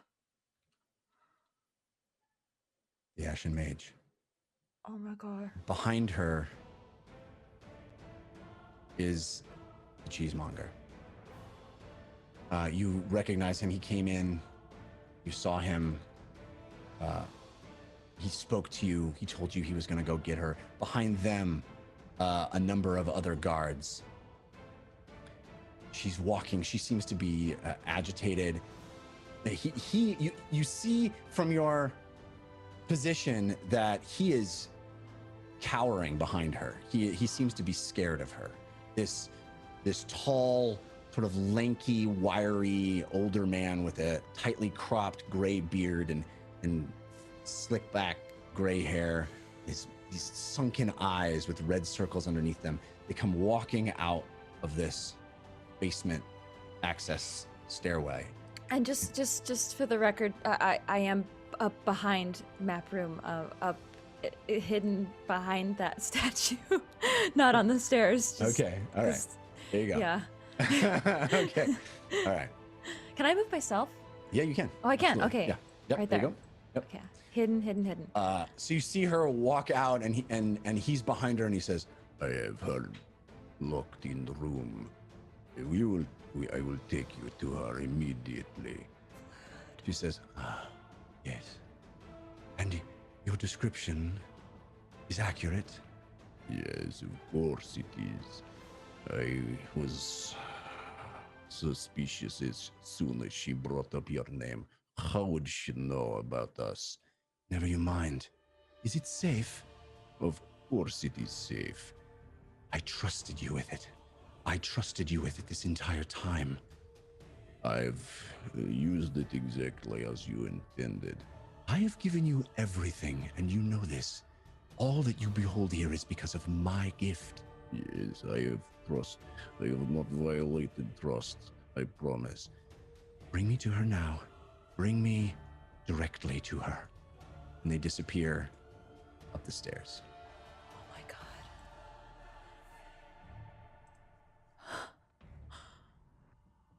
Jeff. Maybe that's where we should go to intermission. Wait. You need a second to breathe. All right. Okay. So the Ashen Mage walks up out of the stairwell, followed by the Cheesemonger, and up the stairs, headed directly to where you had been staying, had been held. And that is where we're going to go to intermission. So, ladies and gentlemen, this has been fun. We're just getting started. We got a lot to come. And then intermission is going to be fun as well. We're going to show some fan art during the intermission. It's going to be a brief 15-minute intermission. I want to thank some folks that gave us potatoes, yams. Forgive me, Team Force of Evil. Yams came in. Witch Space and Vain Dead, both giving us those very, very generous yams. We also got some balloons from I Love My Wife, and Roadrunner 77 sent 4 balloons. Thank you, Roadrunner 77. Oh, thank you. So we are at now Team Force of Good at 38%. Team Force of Evil coming in strong at 62%. It's on brand right now. Last week, of course, Team Force of Good won, which is why the team has a +5 to any roll one time. Each of them get 1 this game. Fahima might need it with what she's looking at. She's looking at one of the most powerful beings in our world. All right. So we will have a brief intermission, and we'll come back on the other side. Stick with us. And we're back from intermission. Thanks for hanging out. Hope you enjoyed. Our own Ron Ogden made that lovely intermission video with lots of incredible art from our fan community. Yay. If you are not on our Discord, our unofficial Discord, get on it. Also, a special Discord handle is one of the perks of being a patron over at patreon.com/thedungeonrun. We appreciate all our patrons. We appreciate all the folks that have given us gifts throughout the episode so far. Team Force of Evil in the lead, commandingly, 62% right now. Team Force of Good, 38%. Wow. Wait, Yeah. were there What what happened? came in? I thought, yeah. Some yams, bro. I was gonna yams. say. Is this what happens when we walk away? The That's what yams come happens. out? Yeah. Yeah, it's Look, I just say don't when judge we me. left, everything was fine. Don't judge us. I am what I am. I am. I knew that was coming. All right, we're back to our story, and you all have just closed the sluice, and the water stopped, and James was offering up a suggestion of a plan. Not a suggestion of a plan. I'm taking a healing potion and some of my Troska, and I'm mixing it together and shooting it. Ooh, Okay. Oh, okay. gross. All right, What a listen. move. Hey, I don't want the same thing that happened with James to happen with my healing potion. We had our old, if we had our old Forces of Evil back from the old show, you guys would have had to roll for each of those healing potions. Remember there was one that was going to turn into Yeah. Yeah, Poison. it's gonna turn into poison. yeah. All right, listen. So we still each have 1 + 5 to a roll, right? Is that correct? A Yes. single +5 that you can apply. Each of you can apply because of Team Force of Good's win. But if things stay the way they Thank are, there will you, be a Team think Force that's of gonna evil next week. I feel like next week's gonna be brutal. We're gonna have to solve this problem real quick, guys. Let's do it. Let's get it done. Let's get it done. All right, listen. All that we know is that Cheesemonger was visited by. It certainly sounds like the Ashen Mage, and she took Vic with her and left him with some sort of item. If has any intelligence at all, he's terrified of her because he should be.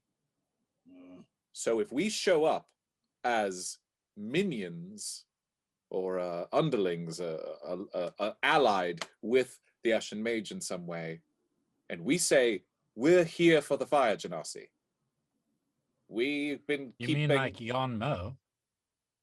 I don't think we need to get that specific because we have no indication. Because I don't want to impersonate Yon Mo. I can't do that voice. I mean, Oh. Sure, you could, James. Oh. I know. Lily could do it. Yanmo. Yon Mo? No. Oh, I know what you're thinking. Fart Man. Fart man. Ertenfurt? Yeah, that's his name. Okay. Oh, the Viscount. Never mind. Well, we are both gnomes. I refuse to do the Viscount. Yeah. Please don't. Hold on. Doesn't Lily's spell have some restrictions? There's only like a certain size and shape and She what can have only you? make herself about a foot taller, I think. I can make anybody, not just me, Right. anyone a foot taller or shorter. But Erdenfurt was a gnome, so Yes, that should be fine. So what would the rest You of us could look make like? me look like Yon Mo. No, we could just look. No, I don't think we need to get that in depth. I think honestly, look, we have no reason to think that he knows all that much about her. I doubt the Ashen Mage is sharing a whole lot of secrets with him. So what if we just looked like robed figures, sort of like the Ashen Mage? Remember, all we saw was her chin and her nose, basically, and we saw gray skin and a big robe, and that's all we need to look intimidating, which I'm sure we can, and say, we've been keeping an eye on the fire genasi. She's very important to the Ashen Mage. We're here to collect her. and we're sure that the Cheesemonger and the Ashen Mage aren't in a better communication where they would know. Look, I mean, that could be possible, but if that's true and the Ashen Mage is already on her way here, then We are already deep trouble. We are already captured. Then we could be in deep trouble. So we need to move fast because Question. What happens when things go wrong? Yeah. we get out. How? Oh, Ziv, you show me place. All right. The The hiding mouse spot. holes. The mouse holes. But is that going to hold all of us? No, we'd have to go to different ones. I'll go. You could take a couple people to that one, and I could take a couple people to another one. Okay. And we can access these from How many couples inside of the people house. we have? No, we would have to flee the mansion and go to these hiding spots. He's saying if we were to get out of the mansion and the mansion grounds. Unless where we would wait go? Unless we wait an hour, which I'm not suggesting that we do. I've only got one 3rd level spell right now. Well, and even catnap will take 10 minutes, and you said 10 minutes was too long. It might be. So we could just go. I mean, I don't know. I don't know if 10 minutes is too long. I could poke my head out and see what's happening in and around the outside of the mansion, and that might give us a little bit more information. I think 10 minutes is doable. Okay. I mean, it's Even if you were to contact the Ashen Mage, it would probably take a little bit for her to respond. I hope so. All right. Well, if I do Maybe that, spell 10 minutes long. Right. I'm. Maybe she get here same time we. Right. If she shows up, we're in trouble. Why don't I go poke my head up like I was going to do before, just to see what's happening in and around the mansion from the opening? Remind me, Lily, Catnap knocks us out, and we get an hour's short rest in 10 minutes. Yes, but it takes 10 minutes, and if we think the Ashen Mage is on the way now, that's where we get into trouble. Can How you do long that spell on take? yourself? No, Can't do it on a second. I will maybe, but I don't think so. How I long? think I have to have concentration, and if I'm knocked out, it feels like I've never tried. I guess is what I'm saying. We've done I it feel before, and yeah, you've never been able to take Yeah. the benefit from it either. I don't think How so. long screaming spell take? Seeming, Screaming? Yeah, yes, seeming. Sorry. as long as it takes for us to. I'll come go up with- talking about internal monologue. Right. The You and me screaming, both. the screaming spell is free, and it takes as long as you want. That is Uggo new nickname to screaming. It's as long as it takes us to come up with what we're going to look like, which might take a second though to be very specific. We should be specific. Can I just go poke my head out real quick just to see? Yes, go. All right, I'm I gonna think so. sneaky, like I was going to do before Yeah. the water sluice hit me in the face and all Right. that jazz. So roll me Um, a new stealth check. You have advantage from David Gen Pro. Uggo Thank says you, something David about Jethro. never asking us before to sneak off. Why is he doing it now? 22. 22. Okay. So you climb up the ladder and poke your head up and out, and you see you're in this sort of drained area in the back of this lagoon, this reservoir that seems to be controlled by the mechanism of the sewer. Its entire intent is to let water flush this system like an aqueduct and push the waste out. God knows where, but probably down into Los Lostrana, probably. Yeah. Let's not get into that. Gross. But what you see is that you are sort of in the back side of this lagoon. Luckily, there are a lot of shrubs and trees around the side of it, all of them very well maintained, but they give you the benefit of some cover as you poke your head up and out of this area. If you want to Can roll I me a s- perception yeah. check, yeah, I'd love to. you have advantage from Hadrian X. There we go. 26. So you look at the back side of the mansion because this lagoon is in the back part of the property. You see two floors. The first has a big back entrance that seems to be closed and quite austere. One would assume that it is probably locked. And then there's a long overhanging balcony jutting out the back of the building, and you see faces of mages walking back and forth on patrolling that perimeter, patrolling that balcony. It's easy to assume that's where the mages attacked Meep from that back section. You can see the sides of the property extending east and west, and much farther north, the whole mansion is quite deep and large. But really, the only people you see right now are the rear mages, the guard mages on that second floor. Now, you said you rolled a 20 something. Yeah, 19 plus my 7, 26. Yeah. So as you just even the briefest of moments of watching their maneuvers, it's pretty clear to you that they are on a higher alert than you would expect a normal Tuesday. It is, there does seem to be some sense of urgency, a real intense scanning of the area. They have found something, and so now everyone seems to be on high alert. Right. What time of day is it at this point?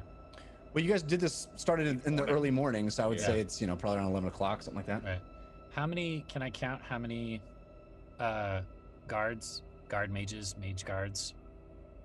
You've seen 2 go by on the balcony itself. Okay. No other guards on the lower level? You can't see into the lower level from this angle, so I meant on the outside of the house. There's nobody between me and the house itself. No, and you would assume there would be some guards on this in this area, and it's maybe strange that there aren't. It wouldn't be difficult for Civ to assume that things have changed. People have been moved around. This was clearly where, Meep went down. So Right. it can be that everything is sort of in a different place than it normally would. If you had come here and surveilled and watched the guard movements, all of that is out the window now. Things are clearly in a heightened state. Meep went down in the front yard, right? No, in the back. Back. Oh, she did, really? Yeah. Yeah. Mhm. Interesting. Okay. Okay. Then I'll go back. Okay. He comes back down. You see him climb back down, still sopping wet. His fur. I do that thing where it's more of a dog thing, but I like shake to get all the water off of me. Yeah. Right. Okay. So here's the deal. 2 mage guards up top, no one on the lower level. They're obviously on high alert. I think they probably maybe barricaded the lower floor, or they're just the guards were pulled onto the inside, but they're definitely on high alert. They're not leaving the building per se, but the 2 guards up top are surveying the situation very intently. The pool, whatever you want to call it, lagoon, is between us and the house. But the way this mechanism works is it drains a certain part away, and there's some shrubbery between that and the house, which is why there's cover. So I think if we want to take the time, we could take it. It's just a matter of, is the Ashen Mage going to show up in the next 10 minutes, and what is Fahima doing in that time? All right. Side question, Jeff. Does it look like I could make my way to the building without being seen? Because you said there's a big awning. Does it look like I could make it to the building without being seen, or is there like a big open patch between where we're at and the building itself? That's exactly right. If you want, we can check it out in the map room. You can see there's the lagoon, and then a large stretch of open field. There's some trees around at the top of the map here, and there's a large overhang that hangs beyond the back of the building. Right. But there is a large stretch of open ground. I mean, if you wanted to kind of go in the periphery, you might be able to go from tree to tree, as you can see. But Okay. So I explained that to all of you. We have cover if we come right out, though, is what you're saying. Yeah, if you Behind come it, right behind out, the there's like shrub. a tree line that's right on the periphery of the reservoir. So it's not like we're just gonna pop out in the middle of. Exactly. Yeah. Civ noted that as you come up and out, there's cover from shrubs and trees. But if moving from the lagoon area to the back of the house is going to be tricky. Okay. If things go wrong, I mean, worst case scenario, if we can get Fahima, she can cast a teleportation circle and take us back to basically where she found the flute, where she arrived. It's way outside of Olsvart, days away, but that's worst case scenario. If we're in deep, deep, deep trouble. Doesn't it take a time? It takes about a minute. Oh. Fahima, not Fahima. It's all right. We'll get it back. It's all right. Lily, Yes. can you make me look like Grologo?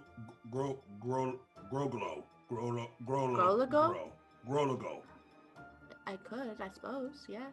Because then Erdenfurt could ride Grologo. Okay. That could And- happen. I mean, but that'd certainly be intimidating. Yes, Yeah. it's exactly what I go think. It's also If changing. man come ride other man. Man and top man. True. Well, Very true. not new to Orc. Troll. Okay. Yes, we Giant, could do Fun that. to ride. I do wonder what the guards' orders are, because if we appear in the backyard of this place unannounced, they might just attack us. They could, but if we approach and say, "Where is the cheesemonger? We come from the Ashen Mage." Hopefully they're not stupid enough that... Except in rhyme. Well, What? yes. They may not have met Earnford, Oh, though. I right. mean... Oh, boy. Hey, we got a golden potato just now from David Ooh. Gen Pro. Thank you, Thank David you, Gen David Gen Pro. Pro. Very Thank you, generous. David Van Pro. It pulls Team Force of Good into 47%. Only Ooh. 3% lead by wow. Team Force of Evil. All right. Wow, Honestly, wow, I wow. feel like it's a gamble either way. It is. Whether we pretend to be gods or if we pretend to be servants of the Ashen Mage, it's all just a gamble. We I have like- no idea. I agree with you. I do, but I like to hold some power over them if we appear to be servants of the Ashen Mage, and then if we're servants of the Ashen Mage, we can also go. And also, we'd like to see the item Right, that she gave you. We're here to inspect it, right, make sure that you're using it correctly or something. right. Yes, provided that this is the relationship that the cheesemonger and the Ashen Mage have. Right. Civ, for your knowledge of the cheesemonger, would he be afraid of the Ashen Mage? Well, yes, she's a very, very powerful sorcerer, so Right. yes. He's not stupid. It doesn't sound like it. But he also seems quite powerful, so that's But he has she a is lot of muscle on his side. she is the woman who gave him basically everything right now. So I would think she has to have some sort of power over him. I wonder Should if we there's be something that approaching we the can. front door on this one? Right. I see what you mean about basically maybe we step out. Listen, we know that the Ashen Mage lives underground.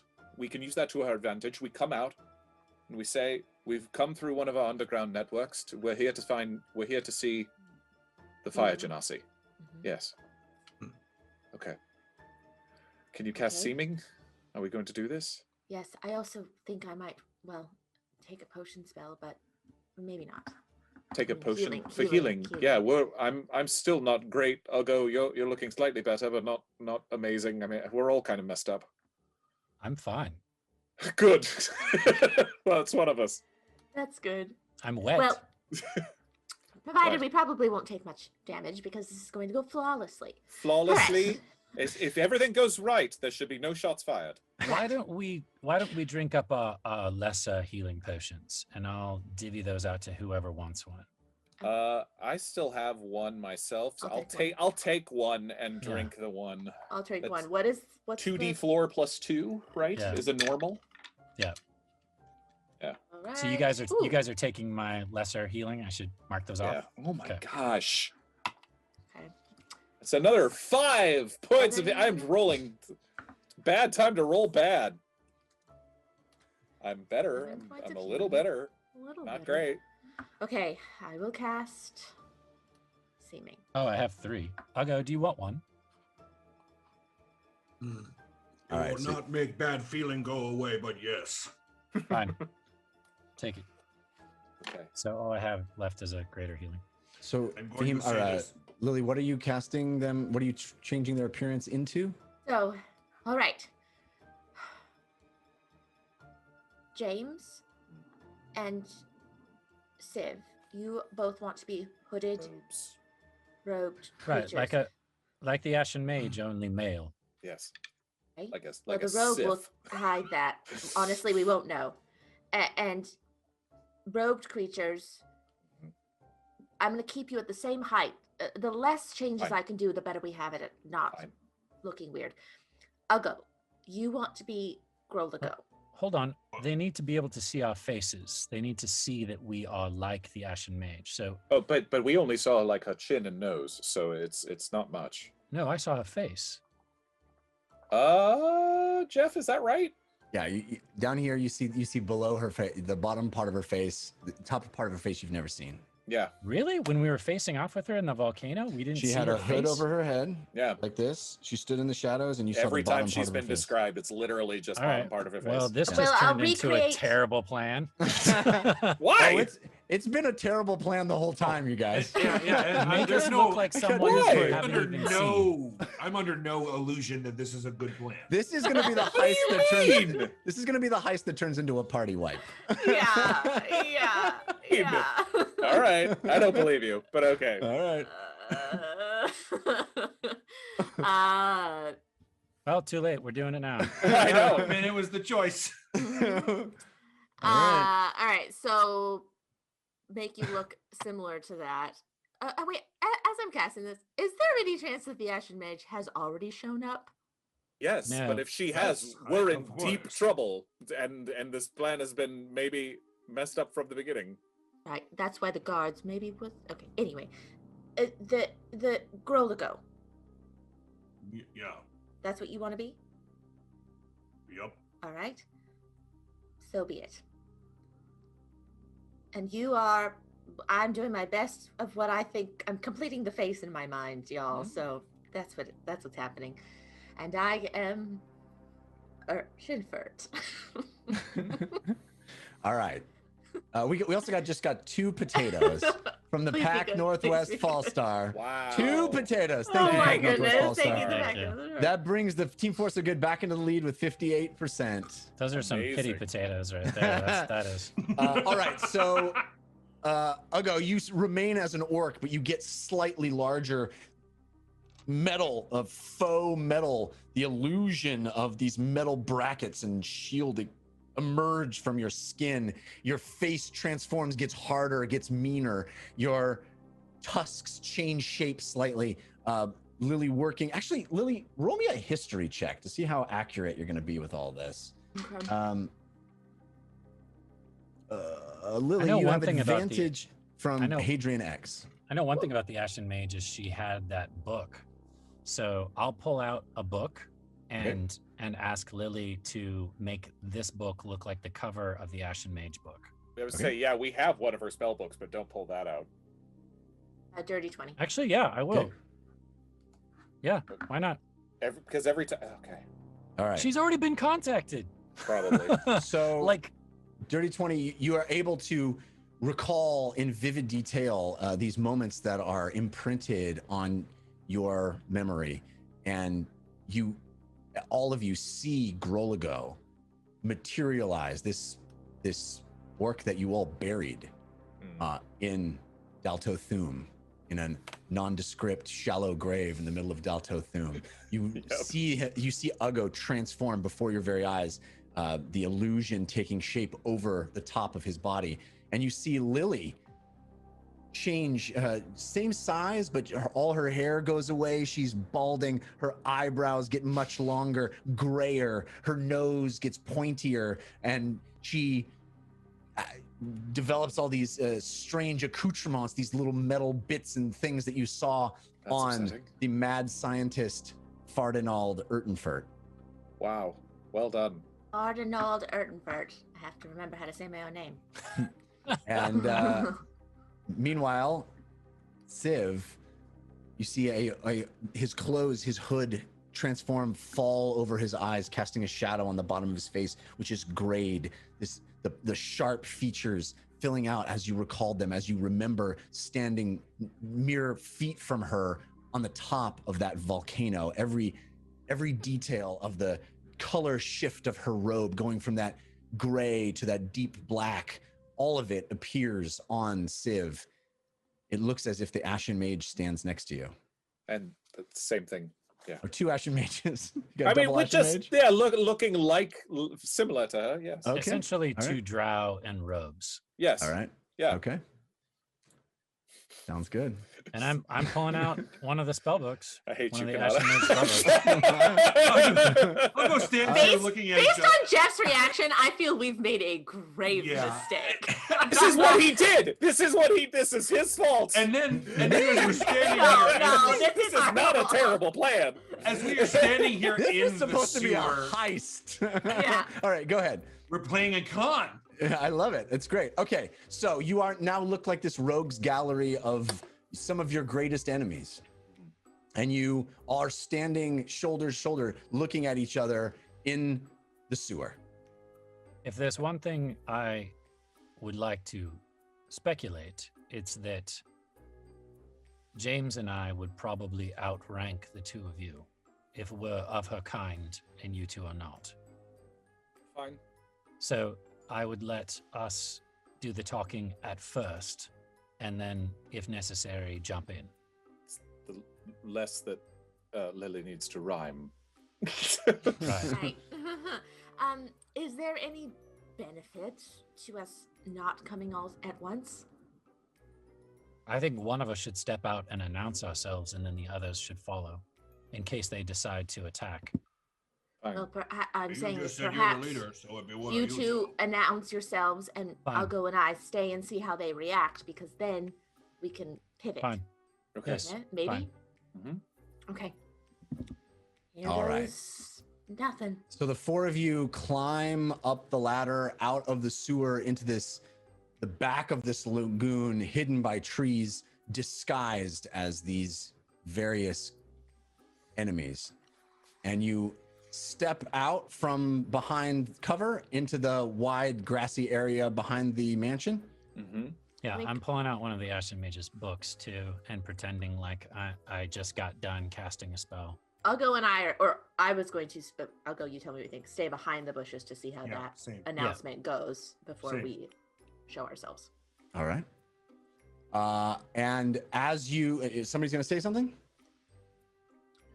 I You're mean, just standing there waiting to be has anyone noticed. noticed? Yeah. Okay. All right. As you stand there, I mean, you see yeah. one of the guards turn and look and point.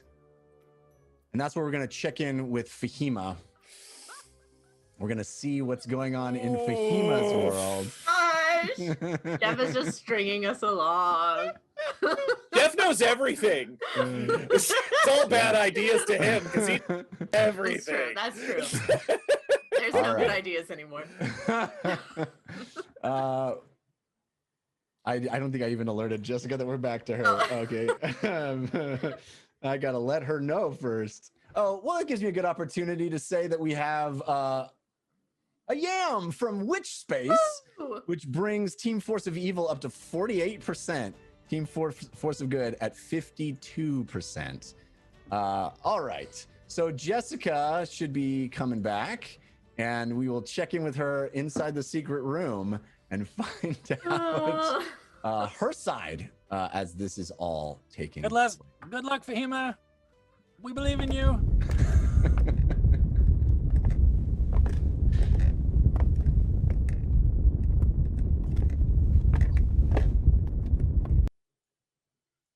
All right.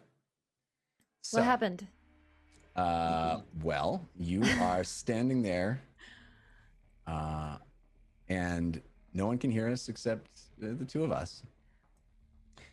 You just watched the Cheesemonger and the Ashen Mage go up. You hear them walk up the stairs, faint sounds above you as they turn the corner and walk down the hall headed toward Vladiflin and that room. You know you have precious seconds until they discover that you're not in that room.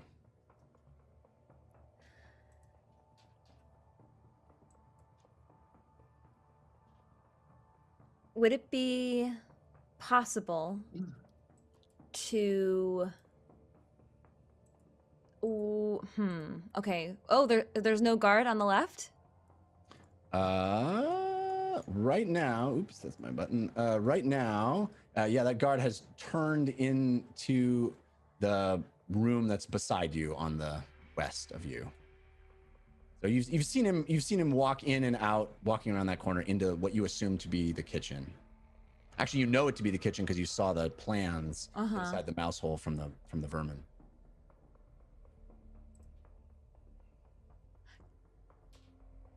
Can I try to sneak into the basement? yeah, absolutely. This guard is walking this direction, walking over here. So you have a window of opportunity. Are you going to go to the left one or the right one? Left, because I see that there is no guard there at the moment. All right. 5, 10, 15, 20, 25, 30, 35 gets you to the stairs. Do you want to dash? If so, you will have to roll stealth with disadvantage.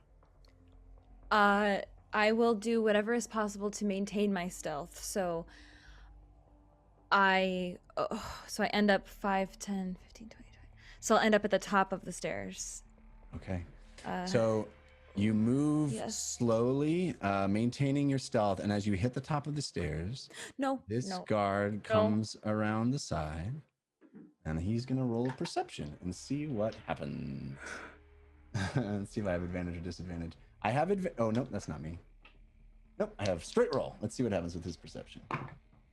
A 4. A 4. All right. So he is somehow distracted by, oops, I stretched him.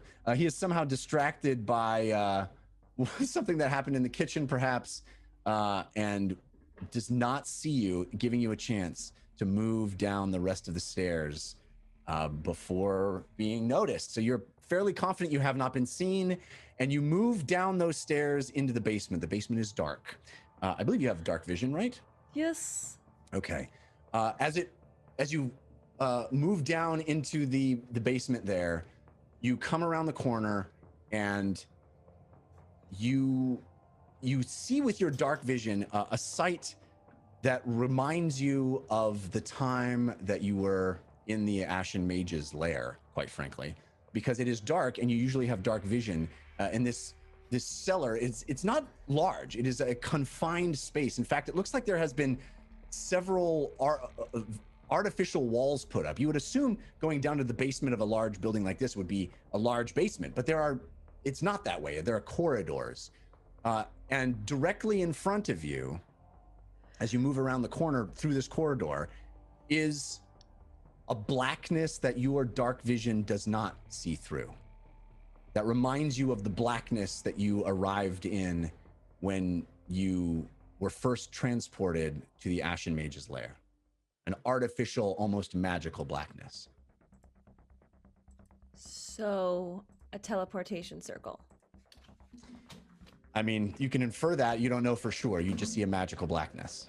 Can I do a quick Arcana check? Sure. You have advantage from Gateway Guy. Thank you, Gateway Guy. It's okay, Allie. Everything's gonna be okay. Oh, nice. That's a 28.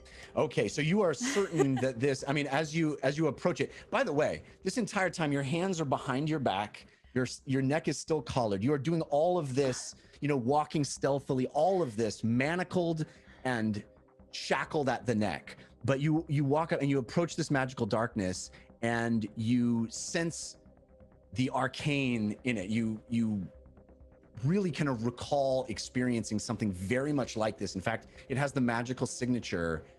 You're able to sort of sense it that reminds you of the Ashen Mage's lair.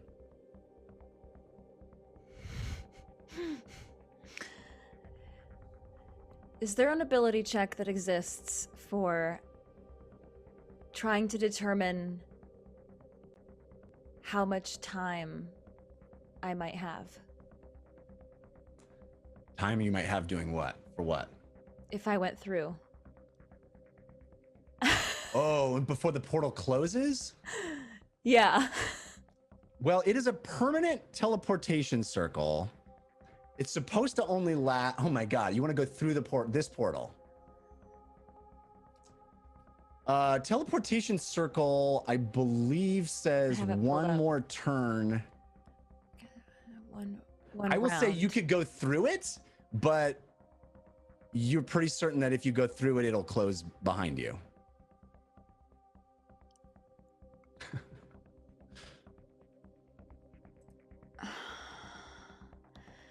But it's a portal. It is a portal out But of it's here. a portal It is a to the portal. Ashen Mage's lair, and she's not Yeah. in it. You know for a fact she's not in it. And I can cast teleportation circle. But if you got the collar on, you can't cast teleportation circle. Oh, yeah. So, you got to get that collar off somehow, but that is pretty crazy. Do I want to die? Do I want to die? Do I want to die? This episode, man. Woo!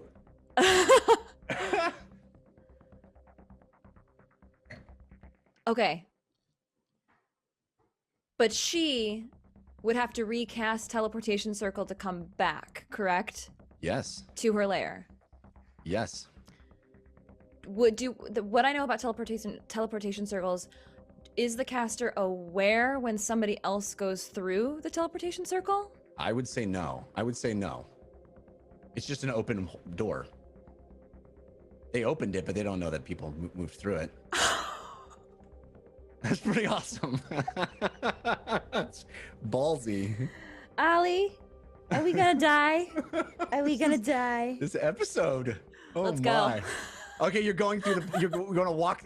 Okay, so you walk into the magical blackness, and you feel that same sensation of moving through a portal, and you are able. It is, the sigils. You haven't felt them or anything like you did in the other magical blackness, but you can assume they are there. They are anchor points, and so as you move through, you can visualize in your head sigils that that you remember, and so you're going to recall the sigils. You could take yourself into the middle of the forest where you and Zanalka went, or you could take yourself to the bottom of the ocean. That's probably going to be plan B. Or you can take yourself to the Ashen Mage's lair. Those are the sigils that you know at this moment. Oh, okay. Oh, so got it. I'm understanding. Those are anchor points, right? Those are destination points. Yes. It's not just a two-way street. Right. Yeah. Okay, so yeah, debrief is actually going to be my plan C. I'm going to move plan A up to Ashen Mage's lair. Actually, because she came through it. You want to go there anyway, but because she came through it from her lair, you probably do just have to go. If you're not casting it, so you're just walking through. So you only can go to the lair anyway. Yeah, that makes sense. Yeah. Okay. So with the knowledge that the Ashen Mage is not in her, you're gonna make me look. Is everybody gonna hate me? Oh my god! Amazing. Are you kidding me? You're gonna make me look up my old files about the Ashen Mage's lair. They're like, Fahima, we're coming to get you, and I'm like, anyway, I'm gonna go to the Ashen Mage's lair. All right, so you step through the portal and you feel your body disapparate in that same sensation as you've done before moving through a portal, and you arrive in magical blackness once again. And as you step forward, it is that familiar cave, that deep underground confined dirt cave that you haven't been in for many days now, but you recall. In fact, a chill goes up your spine as you arrive back there. All the memories of that place, of your time spent studying under the Ashen Mage and feeling that oppressive sense of foreboding, all come flooding back to you, to your nervous system. And you are there, standing there looking down that same tunnel that you were led down originally by Yan Mo, and that you escaped back down as people were chasing you and trying to capture you. Okay, I'd like to do a perception check to see if there is a Yan Mo or an Urgenfurt or a hodgepodge that looks strangely like Fahima wandering around. Okay, so you have what else happened? Oh my god! You have advantage from the pack Northwest Fallstar on your perception check. You said advantage? Mm-hmm. Thank you. Oh, so bad. Oh no. I might want to use that +5, although I feel like I might want to need it later. I don't know. You do what you want, but I'm gonna need it later. I'm gonna need it later. That's an 8. That's an 8 on All right, perception. you hear nothing. You don't hear anything. We just got a yam from the Cosmetic Lord, putting Team Force of Evil back in the lead at 52%. It's time. It's time. It's time. All right, so you don't hear anything, but you're not entirely confident that means much. You don't hear anything as you listen. Okay, I will retrace my steps slowly and as stealthily as possible to the room where she taught me her spells. Okay. All right. So I think you've only ever been there with a hood over your head, but you did go back there. I remember you taking note of your footsteps and recalling the exact pattern of how to get there. Yeah, so, that was to the where the drow were, I remember especially. Oh yeah, okay. So roll me a stealth check. You have advantage of a Hadrian X, and then roll me a history check, and we'll see how good you are at getting back. Okay, stealth is 17. Okay. And history is... Oh, I didn't ask about advantages. No, Disadvantage just a on the straight second roll. one. Just straight roll, okay. Yeah. Yes, that is a 28. 28 on history. On history. All right. So you close your eyes and you like I said, this place has so impacted. It is almost a horrible memory. It is almost painful to recall, to be back here.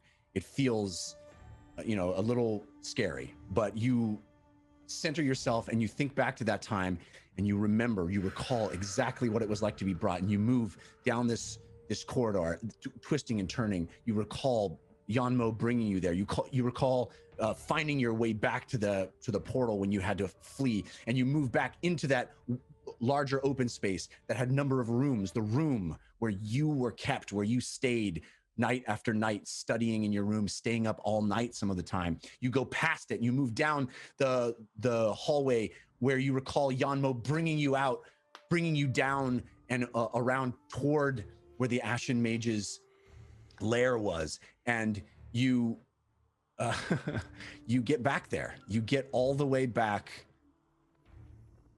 to the Ashen Mage's study, where you had done asked to do so many horrible things, had to study there, learned incredible spells. You stand in front of a closed door. I just got goosebumps. Yeah, me too, man. You're standing in front of a closed door. Okay. I will check it for traps. Okay. I'm no sieve, but I'll try. Yeah. Just roll me a perception check. Straight roll. Okay. Good. 20 dirty. You're fairly confident there are no traps, which makes sense, right? This is her study. She doesn't expect anyone to violate. This is her space. She's not expecting anyone to be here. Yeah. Okay.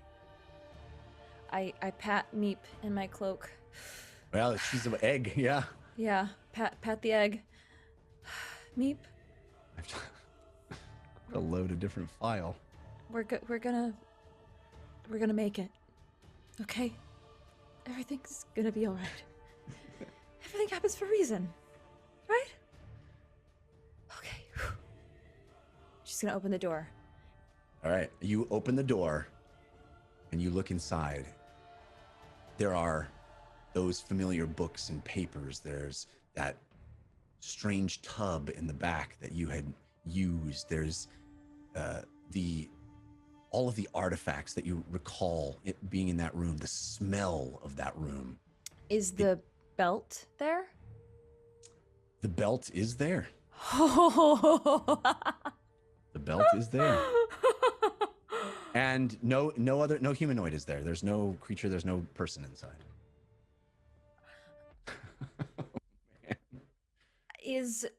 I remember one of the things that I wanted to look for, but I think I never brought up, was if she had the moats there, like roll the me an moat of investigation sparks. check.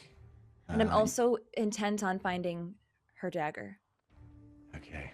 Investigation? Yeah, roll me an investigation check. You're a straight roll.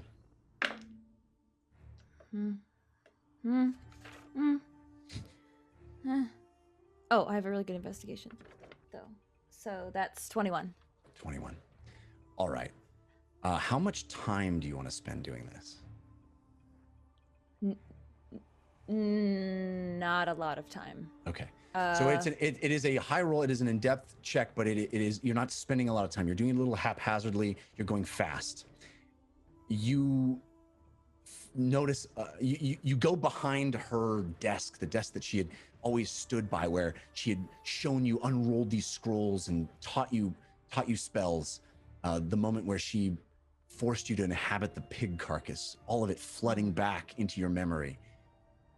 You start looking through drawers, opening scrolls, and you find a number of things. Oh my gosh. You find... Can somebody write this down? You find things marked in a number of different, look like folders or sections or files. Like she has organized things in her desk in a certain way. And there are 3 files that you see that jump out at you in this quick perusal, this sort of fast version of this investigation. One file is marked Vargan. One file is marked Urtenfurt. One file is marked Tig. Oh my God, Jeff. Seriously? Seriously? Oh my God. Oh, I wish I could swear. By the way, you are investigating this stuff with your hands shackled behind your back. So, you rolled very high, but it is also, you're like throwing things on the back of the table, turning around, looking at them, picking things up, throwing them on the table, turning around, looking at them. It's, it is. I am trying to put it back though in the exact place that I found it. You're trying to be careful. You're trying to be quick, but you're also impaired by the fact that you are shackled behind your back. Can I, okay, okay, time-wise, what we're given here, do I have time to look through one of the files, or do I have to just take it? How much time do I have with that is up to you given... you tell me. You want to just take it, or you want to look at it? What do you want to do? You tell me how much time you want to spend. This is amazing. I want to... Oh my God. Urtenfurt is who we will probably encounter next, but Tig is my dad. Tick-tock, tick-tock. Urtenfurt. All right. You pull open this satchel, this sort of leather file folder almost, and you throw out the papers. They skid across the surface of the table, splayed out, and you look down at it. You spin around and look down at the contents of the file marked Urtenfurt, and it looks like plans. You see that familiar stamp that you've now seen a number of times that says intellectual property of Fardinald Urtenfurt, steal on hazard of most heinous death. And beneath that stamp, you see what looks to be schematics, blueprints, plans, packing lists, purchase orders, and materials lists for things, tons of materials, incredible amounts of steel and wood and just enormous, the need for an enormous amount of materials, all of it listed out. And then the schematics themselves seem to be the blueprints, the designs for something that looks like it is the size and shape of a warden, but clockwork. I just got goosebumps again. Oh my God. Something that is 100 feet tall, that could potentially go toe to toe with a warden, but is made of steel and wood. I have no way of copying this down. Correct. I have no way of, oh my God.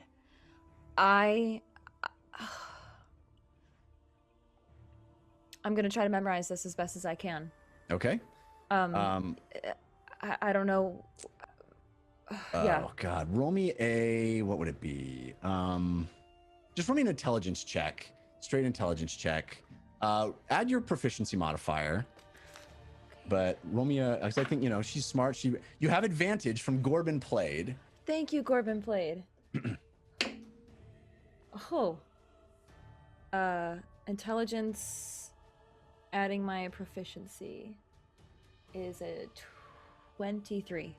Okay, so you stare at it and you try to look at all the connections and you're fairly confident you could describe it in pretty good detail, but the intricacies of how it's built, the actual, step by step how something would be put together is beyond your comprehension. This is clearly a mind that is working on a high level, and you're trying to remember all the details, but there's no way you'd be able to recreate this, but you get the sense of at least understanding how it's basically put together. Are they using the moats to create it? There doesn't seem to be any reference to the moats in this. There seems to be furnaces on the arms. There are a number of, there's that same kind of electrical charge on another arm. It seems to be built to fight element with element against these wardens. Are there any locations listed where the orders are being purchased from? There does seem to be a reference to Thorn. Okay. Well, I guess that. Any names? Any vendor names? No, nothing that you can make out on this sheet. Okay, and this is clockwork, the work of Urtenfurt. Yeah. So it is of mechanic and arcana, both. I think less arcana. This is, he's the mad scientist, right? This is him building this stuff, coming up with ways to do it mechanically, physically. Is there anything listed in terms of what they perceive to be the vulnerabilities of the wardens? Specifics on what they're building to battle? Not in this file. Things? It doesn't really speak to that. This is really just a plan, a set of blueprints. Okay. Right. Okay. Where are we at in time? I mean, you've definitely several minutes have passed, especially as you studied that thing and tried to remember it. You have no idea if anyone's coming. You can roll me a perception check if you want to try to listen for anyone coming. Yes. Or you can just keep going and looking at stuff. I would like to gently close the drawer, and before I go into the tag, I need to find that dagger. I would like to try to find the dagger. Okay. It's there. You open another drawer. You open a cabinet. You open a curio. You see a number of other things, and there it is. There it is, the dagger. Her dagger, the dagger that she put to the throat of Zanalka. It is sitting there, gleaming.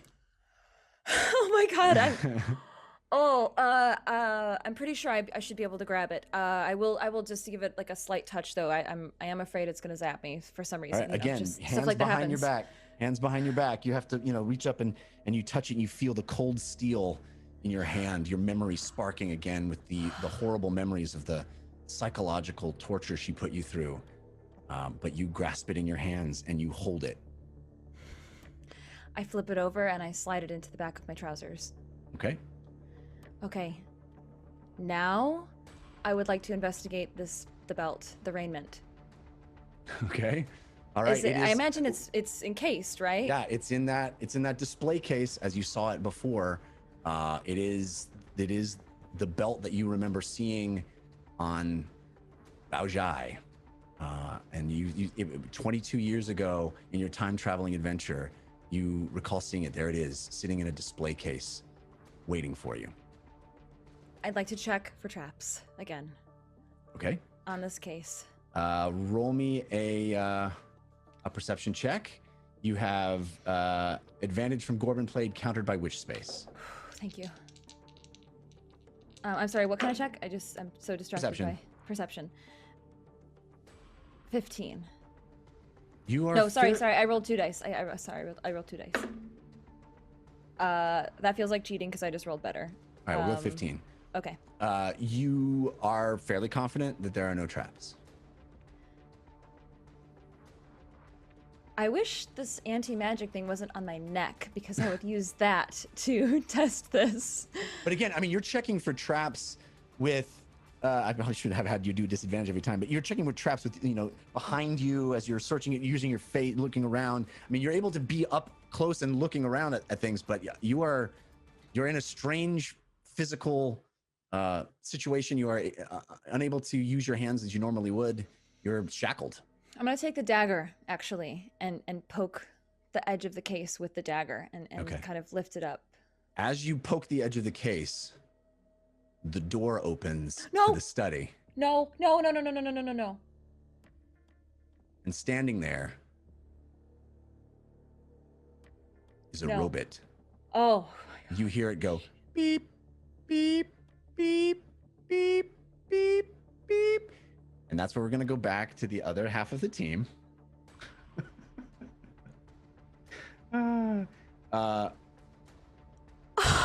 So we're going to leave our secret room. I'm gonna think about that. And we're going to head back to the rest of the team.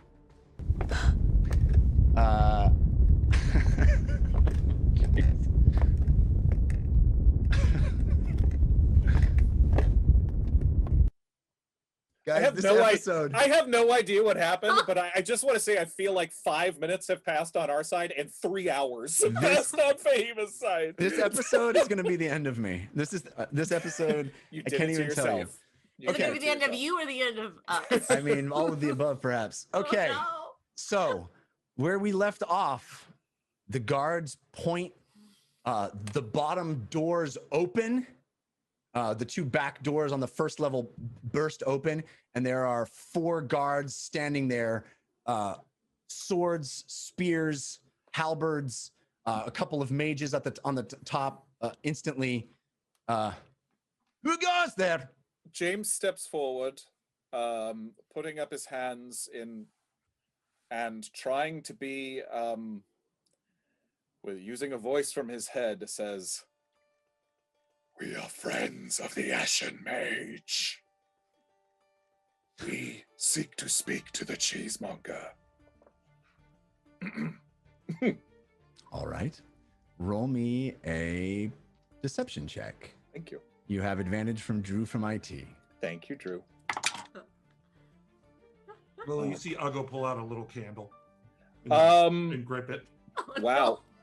So that was only a 13, and I'm going to use my +5 to make it an 18. All right. Nice. Good timing on that. Nice. We're a team force of good coming through hard for you guys. All right. 2 of the 4 on the first level run up beside the 4 of you and stand menacingly. They're still not trusting you, but you see one of the mages from the top, the one that spotted you, say, "Bring them inside." The wrong accent, but whatever. They're I'm trying something flustered. out. Yeah. I'm flustered. I was like, did they hire some guards from out of town? Yeah. That guy's Sometimes Can they that guy's from Del cast Tothum. This can episode they is cast is detect breaking me. magic on that guard? Yeah. Oh, This no. this is the episode that's breaking you? He's the imposter. Get him. Man. Okay, so yeah, no. She turns and goes inside to it seems to go and get the cheesemonger as you have requested. Great. Another mage walks up to you and says, "You won't mind if we make sure of your claims?" I'm literally holding one of the Ashen Mage books. I'm gonna stare at this mage. I'll tell you this once. We were sent by the Ashen Mage herself. So either you bring us to the cheesemonger, or we wipe the floor with your little petty men. And I look over at the 2 guards like I'm about ready to cast a spell. All right. I would like to intimidate the mage. Roll me an intimidation check. You have. I will Hadrian. growl as he does that in an attempt to maybe We're help still him. hidden. Well, you have advantage already from Hadrian X. Oh, I'm sorry. I thought he said we were all surrounded. He did say the 4 of us. If you were looking to stay back. Well, we were in the bushes behind the head. We had to said that, yeah. Yeah. Wait, so you. We did not step out with the 2. Right. Oh, just the 2 of them. Okay, Just so you the 2 guys of them are. stepped out, You yeah. guys are hidden. Yeah. All right. Okay. Yeah. Then never mind. Yeah. Thank you. I just want to clarify. Yeah. All right. Roll me your intimidation check. Margo and I are Advantage like through the hedges with our heads popped on from Hadrian top of each X. Squeezing I got the a candle. I got a 21, Jeff, but I want to use my +5 and make that a 26. I want this All right. mage Yeah. to literally pee her pants. Yeah. Or his pants. So you see the mage start to cast Dispel. And then look at you and realize that this might not go over well if you are who you say you are. And I'm literally holding a book from the Ashen Mage in my hand. So Yeah. There's confusion in her eyes. She what do you stands say, there. brother? Should we kill one just to make a point? Necessary. No need for that. Please. The cheesemonger will be here soon. Good. Guards, lower your swords. And they do. Their arms go down, and they stand there. Bring them inside. And they walk you in the back door. These big double doors, they walk you in. Lily and Ugo, you see them. I feel like we missed it. Lily, are we staying? They're supposed to be the leaders, and there's I no know leading that. going on. I don't know. But also, that mage was gonna cast Dispel or something.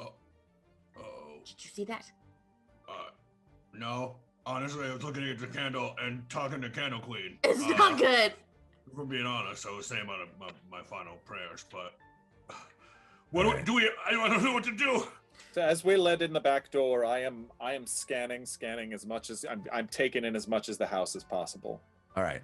You guys we can go to the Map room. map room. Okay.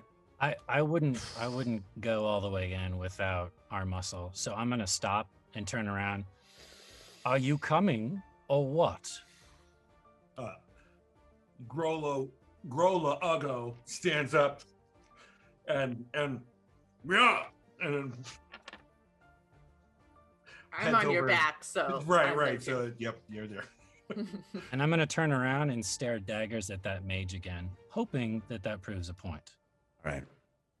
So the 4 of you now together at the back of the building. You're not going into the building, even though the guards seem to be wanting to bring you in to meet the cheesemonger, as you've indicated. Well, yes. If they're joining us, yeah, we're going in together. Okay. So all of you walk in the back of this room. There, the back of this building, there is a large sort of entryway here with the bottom of the steps to the second floor above you. As you come around, they bring you into the building around the side of those steps and down into sort of the main entranceway. You can see the front of the building ahead of you with these tall doors, beautiful, gorgeous glass doors. And you see several guards standing at the base of the stairs. And you hear screaming from the top of the stairs. A Screaming. familiar voice at all? I mean, it's hard to identify screams, Right. but if you had to guess, it might be Vladiflin, Oh no. who, it's strange, the screams and then laughter, like he's trying to have a good day, despite being tortured.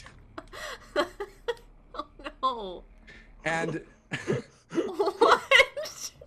he was told to have a good day. Yeah. Oh no. That's dark. That's real Oh, dark. Okay. This is fine. Ah! It's fine. Ah! And then as you stand there, all disguised, Civ, you see the tall, lanky form of the Cheesemonger walk down the stairs, his face grave, angry, scared, his eyes sunken, and there is red splotches underneath them. These sunken red eyes that you've never really seen him have before. That seems like a new feature to you, Civ. Red eyes. Walks down the stairs, and a few feet behind him is a woman with a hood Oh my god! over the top of her head. And who are you? Jeff? She waves her hand. As soon as she moves her hand, I'm bolting for one of those stairs downstairs to our left or right. Oh God. She has time stop. I mean, you can't run. I mean, time stop. I'm still gonna try. I don't. Okay. Wait, Right. what stair? We're nowhere near there, are we? I thought he said we were at the base of the stairs here. You're at the base. Okay, so let me show you where you are. I didn't think we Okay. had the map room anymore. Yeah, you guys we are have it. here. Yeah. Oops, hang on. They come here. They walk here. There are guards. Oops. Why am I? Oh boy.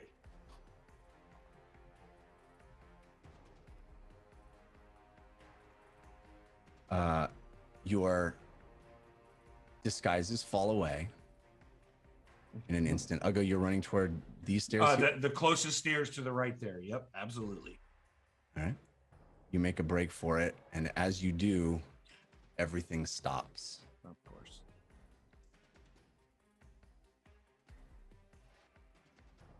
Well, well, well. We meet again.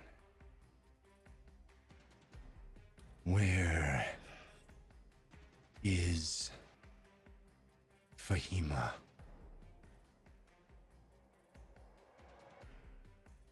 The cheesemonger walks over to you, Civ. And I goes, register a small amount of surprise when I hear her ask that. The cheesemonger walks straight up to you and goes, Sivrak, you are involved with this. Where is girl? Tell me now, or you will die.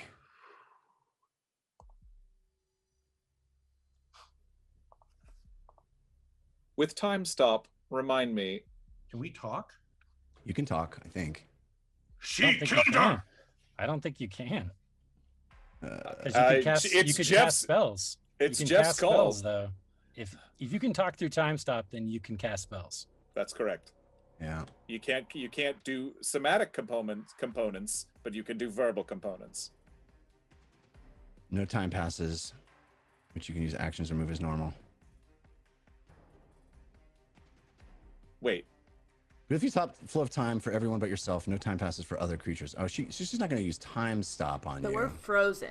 No, everybody would be frozen, including the Correct. cheesemonger. Everybody but herself. Believe it or not, I have a stat block for the Ashen Mage. Great. So what else could she have cast instead of that? We'll probably get. I like the idea that the Ashen Mage cast time stop, and she's done this thing, and then she's like, "Oh shoot, they can't even talk." This isn't the effect I wanted. Sorry. Okay, all right, sorry, I'm taking this again. Can we just take this back? I'm gonna ask us to roll. I'm gonna ask us to roll initiative if that starts Jeff, because she doesn't get multiple moves. Yeah, no, you're right. No, you're right. Hang on. I'm just figuring this out just as like you guys. Of course. We're just very considerate. If you guys want to, let's roll initiative. Roll initiative for a fight against the Ashen Mage and the Cheesemonger. Oh gosh. That is I'm what under you would no. like. It's not I a am fight. under no fighting idea here. It is not a fight. Well, I got a natural 20. That's Good. Advantage, disadvantage? How are we doing? I'm getting it. Hang on. All right, you have advantage. Civ, you have advantage from Angel Devilson. You didn't need it. Fahima, or excuse me, James, you have advantage from the last cleric of Krypton. Uggo, you are straight roll. Lily, you have advantage from Pumonkey. Oh, thank you, Pumonkey. Dirty 20. Okay.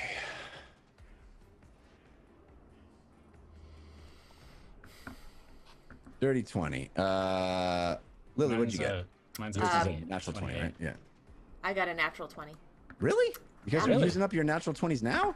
I got it. I rolled a natural 20. Yeah, I get it. Uggo, what'd you get? Plus Jeff, 25.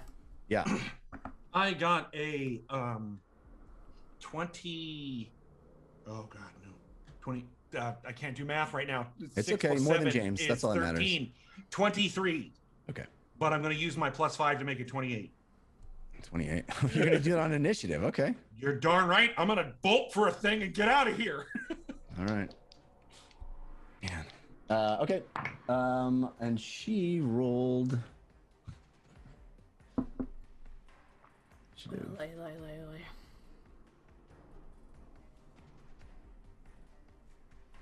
Okay.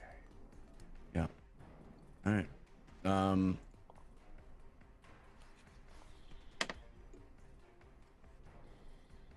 Well, she's after all of you guys.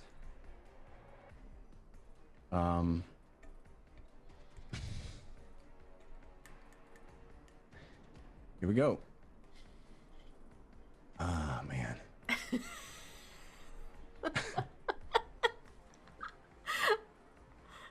I was not prepared for this, as you can clearly tell. Neither were we. Yeah. This is D&D, ladies and gentlemen. D&D. D&D. Okay. We're still figuring out what a heist is. All right. As you see, Heist become cons all the time. Oh, all right.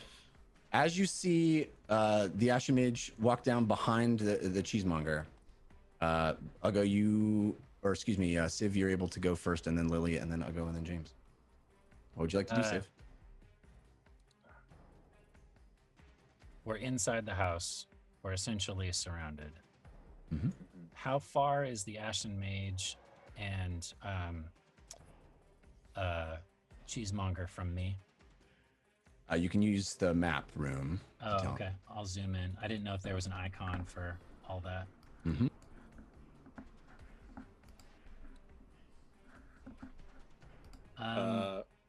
She's 25 feet, 30 feet from you, and Cheesemonger's only like 20 feet. Are they south or north? I can't tell from the map. They are. Are you looking at the roll 20? They are Yeah, the two creatures on the stairs. There's one that says the Cheesemonger under it. The other one that says Ashen Mage under it. Yeah, they're above. They're north of you. North of us on the stairs. Yeah, you're on. Are we on the? Yeah, we're on the same. Yeah. Okay.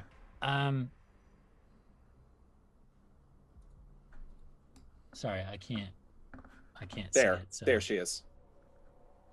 Are you looking at your screen, or are you looking at? Oh, you're able to log in to roll 20. No, I logged in, but it's super glitchy for some reason. So I'm looking at it on the screen, which is fine. So they're north of us. The Correct. entrance is south of us. There's guards on either No, side. the entrance is behind the stairs. You've walked from the. So you came in. Right. Sean, if you could scroll up. Yeah, but the front door is south of us. The front door is south of you, or 10, just scroll 20, out, maybe 30, 40. Zoom out on the map, and you can see that the front door is 50 feet to the south of us. The back door that we came in is 10, 20, 30, And if you 40. go even farther up, Sean, you can see the lagoon behind where you came from. There you is go. about 70 feet north of us to the Right. back door. So actually, the front door is closer from where we are right now. Yeah. Okay. Is the front door made of glass, Jeff? It is. Okay. I'm going to. And you said she's in the process of casting a spell.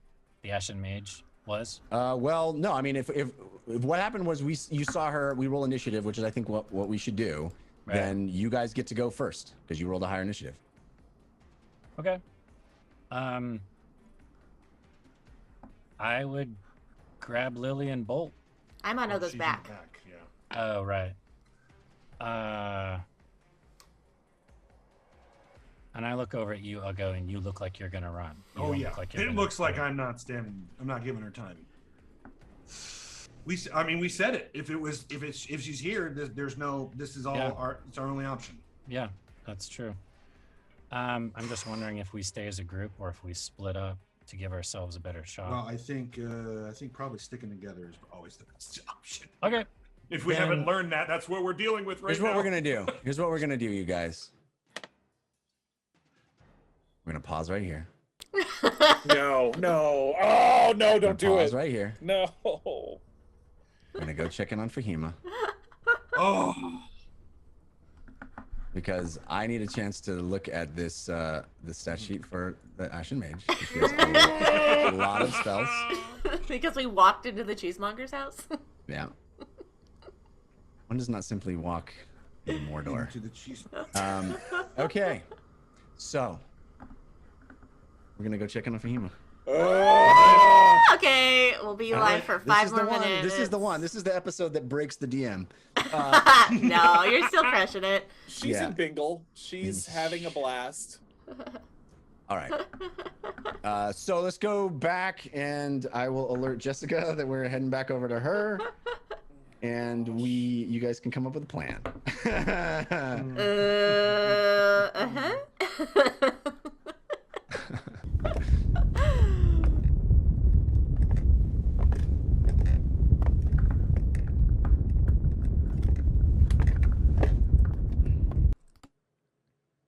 Okay, so Jessica,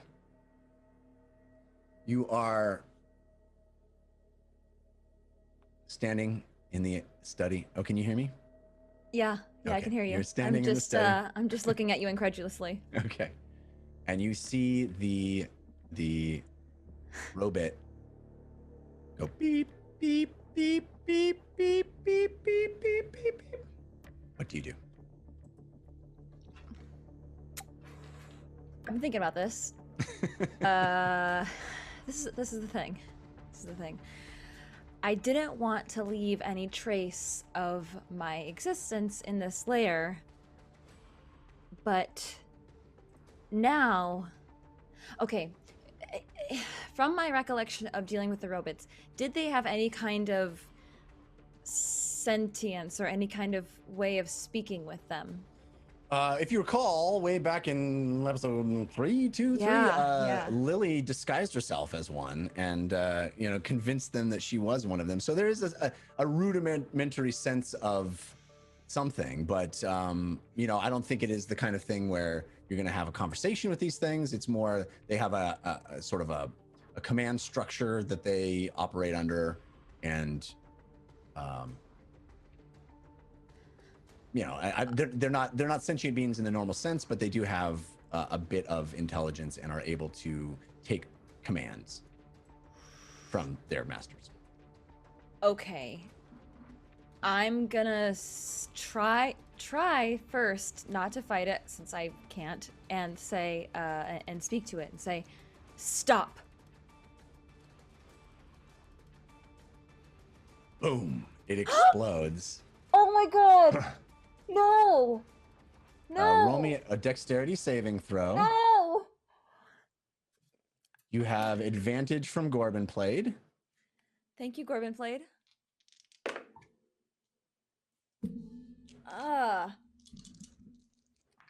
God, 13.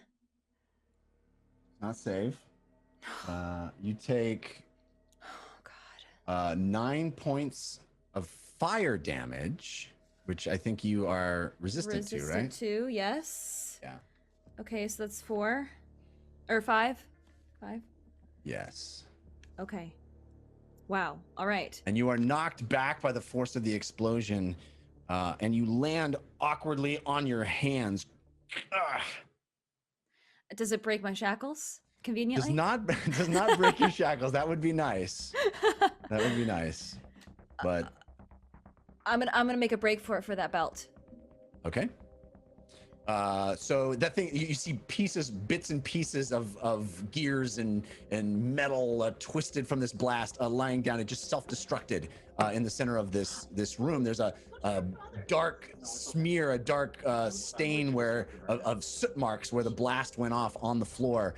You run over, hands still behind your back, and grab the belt, and you. Oh, so it self-destructed. It just. But the way that this is seeming is that it destructed because I specifically touched the belt, or just because it was doing rounds and it came into the room?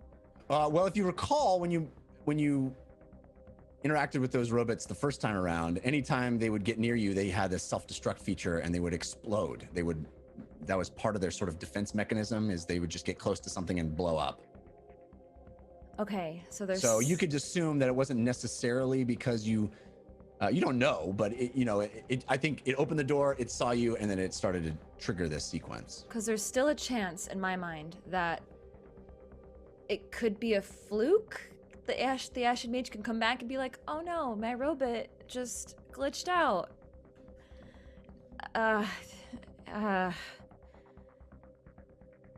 Yeah, that seems really far-fetched now that I just said that out loud. I mean, maybe. I don't know. It's really a battle right now of the slim chance that could be true, or just if it would be silly to not take things if the Ashen Mage is going to know anyway. Right. It's up to you. Duh! Duh! Well, you've got the knife. I got the knife. In your belt. That's true. That's true. I did take the knife, and I was always gonna take the knife. Yeah. Okay, I'm gonna take the belt, and I'm gonna take the files. All of them. The 3 of them. If I may. Well, can I? I have my hands behind my back. I don't even know what I could take. It might be difficult to grab all of it. You're not able to sort of put things in your normal pockets. I would say you can choose one file to take, and you can grab the belt. Okay. Okay. I'm gonna take the Tig file. Okay. I'm gonna take the belt. And I really, really wanted to look for those Inebrius the Keen type bound books, the books that I know she has everywhere in here, but I think I need to go. All right. I'm gonna run as stealthily as I can, so maybe quickly walk back to the portal. And did the portal disappear when I came through it? Well, or did it remain? It's in magical darkness, so you don't quite know. But a teleportation circle usually is only open for one turn after someone comes through it. So, okay. It's a stretch to even think that you got through it, but I loved it so much that we ruled of cool that you got through. But I think at this point, in order for you to cast your way out of here, you're either going to have to wait for that portal to reopen, or you're going to have to get that neck thing off. Okay. I'm going to hide in the room where the teleportation circle is and wait for the Ashen Mage to come back through. Okay, so you're gonna go stand in that magical darkness, or stand in that corridor in some way where you can Yes. Feel confident that you are hiding. Yes. Waiting. As soon as I see my girl come through this teleportation circle, I'm gonna flip and go through that. Okay. Into a dangerous basement owned by an evil villain. Yes, indeed. Yes, indeed. All right, so you go and you stand there in the corridor, and you start to wait. And we will head back to the Heroes of Bingle.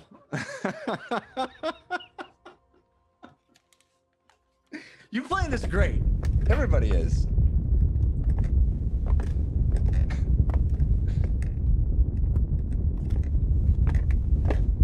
thank you. Okay, all right. We're back, ladies and gentlemen. We're back. I didn't alert the team. Ah. Oh my. Okay, folks. I have some wonderful potatoes to talk about. We got potatoes from Bacon Chef Tommy and a yam from Doug in Texas, which brings us to 48% for Team Force of Good and 52% for Team Force of Evil. That feels about right. Yeah, I feel Force like of it's Evil much winning. higher for Force of It Evil. feels the same. So whose turn did we leave Me. on?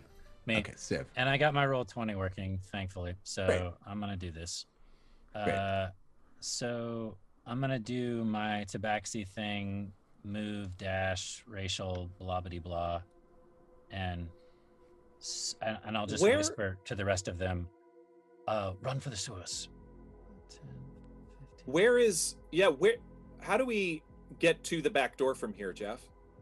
It's around. It's underneath the stairs, and then behind it. If you can see, you can scroll up and see the back door there. You came around. No, yeah, I can. I'm just wondering. I just want to make sure that, like, because the statues kind of look like they're blocking the path. So I'm Right, but it's Okay. it's difficult because you see the stairs there, but they're actually, and then there are these. The perspective gets in the way, but you could Right. easily walk around. Those are pathways. That's why that door, and then you would walk underneath those stairs, and it's. So it goes up and then there's two pathways. Though the statues look like they're blocking the way, they are not. They are not correct. okay. Got it. Great. Okay. They are on the squares directly diagonal from the bottom of the stairs, but there's a clear pathway where their perspective is overlapping, but the actual statue would not be. Does that make sense? Probably not. No, I mean, it makes sense. With just Makes I'm just sense. trying to- Okay. All right.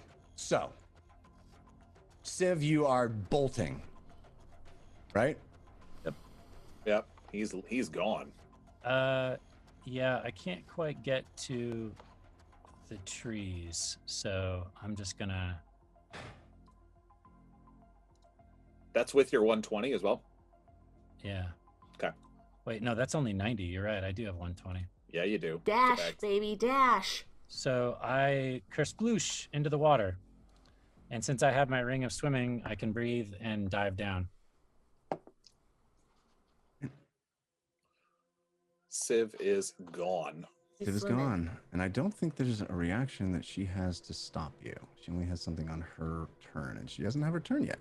So, Lily, you're up. Okay, I'm gonna hold Dimension Door and I'm gonna whisper in Uggo's ear, run! And then I'm holding it so it's. Go ahead. Actually, Civ, you're gonna have to take at least one attack of opportunity from one of these guards because I ran around them. Unless they're standing in between the Ashen Mage and the wall, I ran around them. Alright. I mean, I feel like the guards Are would have they, like, within 5 escorted you feet? in. I mean, you intimidated them. I'll buy that. You intimidated them, so they maybe were giving you a little wider berth than they would have, giving you some respect because they don't know what the Ashen Mage knows and what the Right. Cheesemonger Right. knows. Right. So you intimidated them. I'll buy that. So you Plus, can run around them. I wouldn't want to be standing next to these guys if the Ashen Mage is coming down and it's gonna nuke them. I wouldn't want to be anywhere near them. Good No, point. I buy it. All right, Lily, you're up. You're in the. Yeah. You're in Uggo's saddle. So I'm in Uggo's saddle. I'm whispering in his ear, run, and then I'm gonna, as soon as Uggo moves, basically a little bit past, ideally out of sight of the Ashen Mage, I'll cast Dimension Door into the sewers. Okay. Mention door into the sewers. 500 feet. I'll buy that. Yeah, I looked at the map, and I'm pretty sure that based on where we came from, it is right. Yeah. Now somebody very pointed out close. that as written, rule as written, a small creature can't bring a medium creature, but we had homebrewed that a long time ago. Homebrewed it, yeah. Katie reminded me. I tried to explain it last week, but I did a poor job of it. I was like, it's the door from Bingle, which I said like it makes sense to everybody what that means, Yeah. but that's what it is. It's the door from Bingle and Love in it. Right. So Uggo fits through. Okay. So, Uggo and Lily, dimension door, out of there, leaving. James, you guys were lucky that you guys all had high initiative rolls. James, Yeah. That's why You're I up. use that +5, man. I'm telling you. that was smart. That was smart. I'm suddenly completely alone. Yeah. No, I'm similarly. So I'm going to. I'm not able to move myself. I'm basically moving 30 feet northwest. Okay. You can move yourself. That's not working No. either, unfortunately. We're Switch to struggling. the select mode instead of the pan view. So not the little hand, but the little arrow on the upper left. 5, 10, 15, 20, 25, 30. Like not right working. there? Right there? Yes. Okay. And basically, so the Ashen Mage, I also would like to get out of line of sight of her. Yeah, she's on the stairs, so if you're sort of under the stairs. Basically, you yeah, I am running, ducking, thunderstepping 90 feet towards the backyard. 5, 10, 15, 20, 25, 30, 35, 40, 45, 50, 55, 60, 65, 70, 75, 80, 85, 90 will put you right at the water. Yeah, that's all I got. Wait, And yes. that should completely bypass her line of sight for Indeed. something like counterspell. Indeed. Yep. Which is pretty smart. Yep. So, yeah, Civ and I are still at least partially visible. Lily and Ugo are long gone. All right. This is so stressful. This is the most stressed Yeah. I've been in this show in a very, like, maybe ever. This but is very long Danger's time. real. Yeah, This is- Because not even Jeff knows. What's None of us do stressful at to this me is Jeff is like so How quiet. do I kill you? Yeah. She has a lot of spells. Yeah. She does. You gotta see us, and you gotta move. Well, for some. All right. Some of them. Oh man. Where is the entrance to the sewer? We can't actually see it on the Yeah, map. on the map, yeah. It's like behind the lake, right? It's above the top of the Yeah, the above map, the but it's lake, not there's that over there. far in Okay. actually. It's behind those trees at the top of the map. Got it. Okay.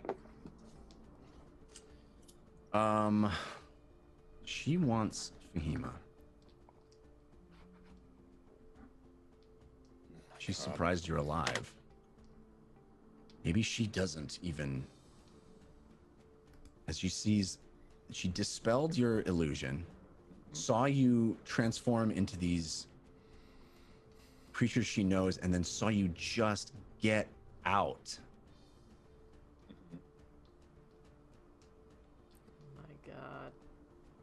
I fear Jeff's calculations right now. It's because All right. he's calculating as the Do what Ashen feels Mage. right. Do what Yeah. feels right, Jeff. Yeah, of No, course. I do what feels absolutely right. am. So here's what's going to happen. You are unaware of anything happening inside the house, especially Ugo and Lily. You guys are in the sewer. For sure. You have arrived. You appear instantly in the muck and slime of the sewer. James, you run splashing into the... I'm almost waiting for like the arrow or the spell to hit my back. Right. Mhm. You are like knee deep, waist deep in the lagoon. Civ, you're farther in. You're like shoulder, neck deep in the lagoon. Oh, I was gonna try to go underwater if I could. Yeah, I mean that's what like as far as you're 10 feet into the front of the lagoon is where you landed. Sure. Yeah. So you're almost submerged, but you're like neck, shoulder deep. I gotcha. I thought it was deeper than that. So okay. You could probably duck your head under at that point, but Sure. you're not enough to start full swimming at this point.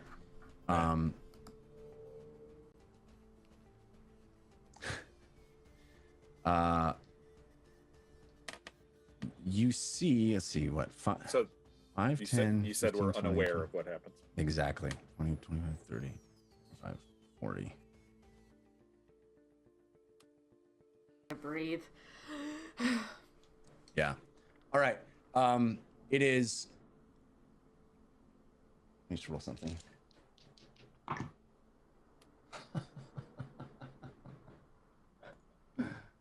I have advantage from witch space countered by Hadrian X. Woo!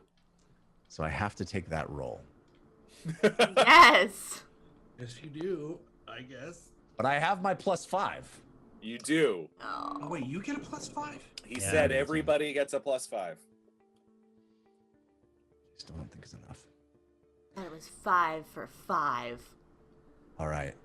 So it is Civ's turn. You are neck deep in the water, Civ. Yeah. So Ring of Swimming, I'm just going to Cho-Ron this all the way to the sewers. Don't say his name right now. He's not someone we need to be thinking about. All right. So you, That's what I'm thinking of. I'm thinking I'm paying for all of my sins right now. Cho-Ron. You swim down to deeper into the lake to where that sluice opened up. You see the hatch. You pry it open and you jump down the ladder. It is Lily and Ugo's turn. You guys are heaving, breathless, having just gone out of the dimension door, looking at each other, unaware of what your friends are doing up above. What do we do? We should I'll wait go- for them. We should wait for them. Okay, but we should also hide if people come. Yeah, yeah. I guess so. Within the sewer, try and get out of sight Yeah, of try like to hide the us out of sight, yeah. the entrance. Okay. But there's Roll not me a much else we stealth can check. do. You have advantage, or Lily, you have advantage from the successful pancake. Oh, thank you. I will take it. Stealth is. Oops, that's not what I wanted to do.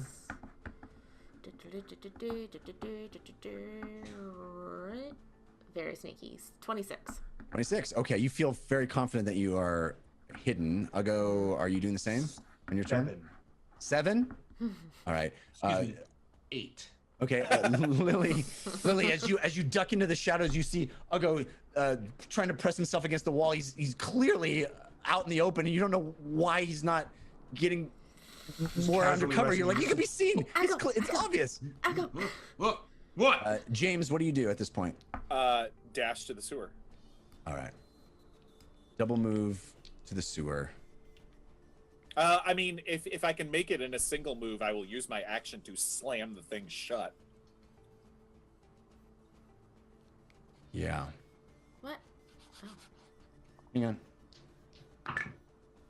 A 2! I rolled a 2. Okay. The dice roll in our favor. I did have advantage from Cosmic Lord countered by Hadrian X. Thank you, Hadrian X. Okay. You get down, you pull the lid open, you slide down right on top of Civ, the 4 of you arriving at the bottom. You see Ugo, you all see Ugo. You don't know where Lily is at all, but the 4 of you down into the sewer, breathless, heaving from sprinting, James and Civ. What do you do? Run. We Where's gotta Lily? different way. I'm She's right here. here. I'm right here. Run! gosh. Go! Keep going. Keep going. Same location, or we go different way. Back the way we came. Okay.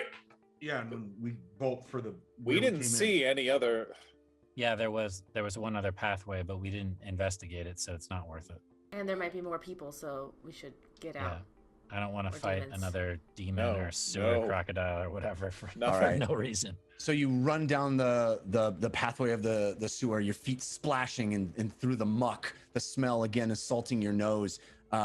Your mind reeling, thinking about Fahima, wondering where she is. You turn the corner, splash through the water, and turn another corner to the right past the planks on the pathways, across the larger section where the crocodile had come out and attacked you, back to the ladder where you had gone down before. You climb up, Civ ahead of the pack, moving up. The 4 of you get to the top, and you see Timothy sitting on a folding chair, waiting for you to return.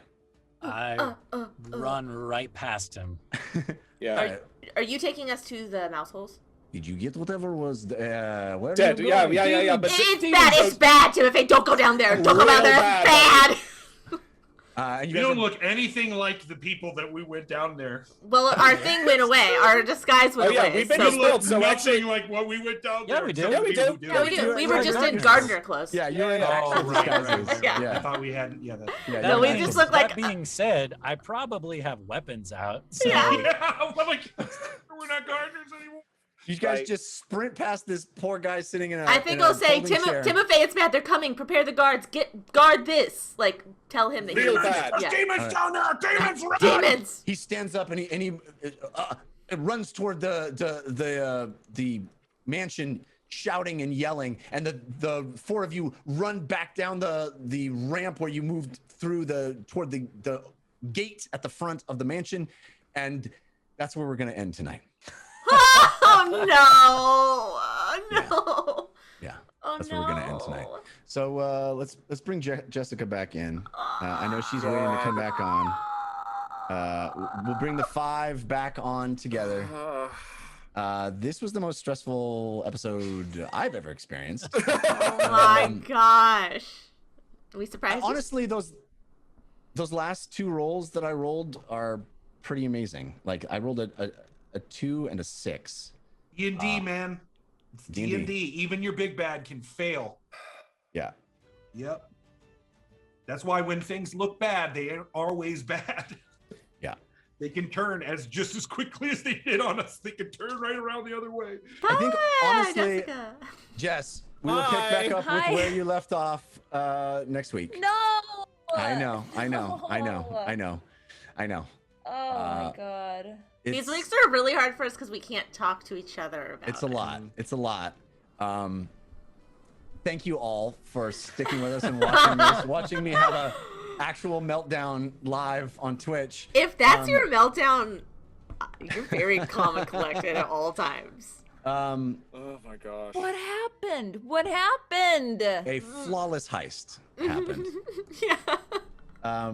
The You Heroes guys of are gonna have Bingle. your secret By thread the way, again. you guys played very, very well. You played very, very smart. All of you, all 5 of you, in really extraordinary circumstances. This was tough. You were working with very little information about each other, and that's not easy.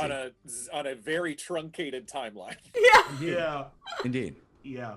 So We basically Feel bet. good. We basically bet on one big thing, and we were wrong. Yeah. yeah. What? We've done that before. Not gonna say. What Let's happened? let's thank some folks. Luckily, we do have our fun end of show Patreon. Yeah. That'll lighten things up. Jeff's having a meltdown. I bet chat has loved this entire. I thing. think so too. Here's what I will say right now: Team Force of Evil is at 52%, and Team Force of Good's at 48%. So next Oh. week Let 'em this have might it. be even worse. Oh no. Let up. Force of Evil deserves tonight. They can have it. Yeah. Yeah.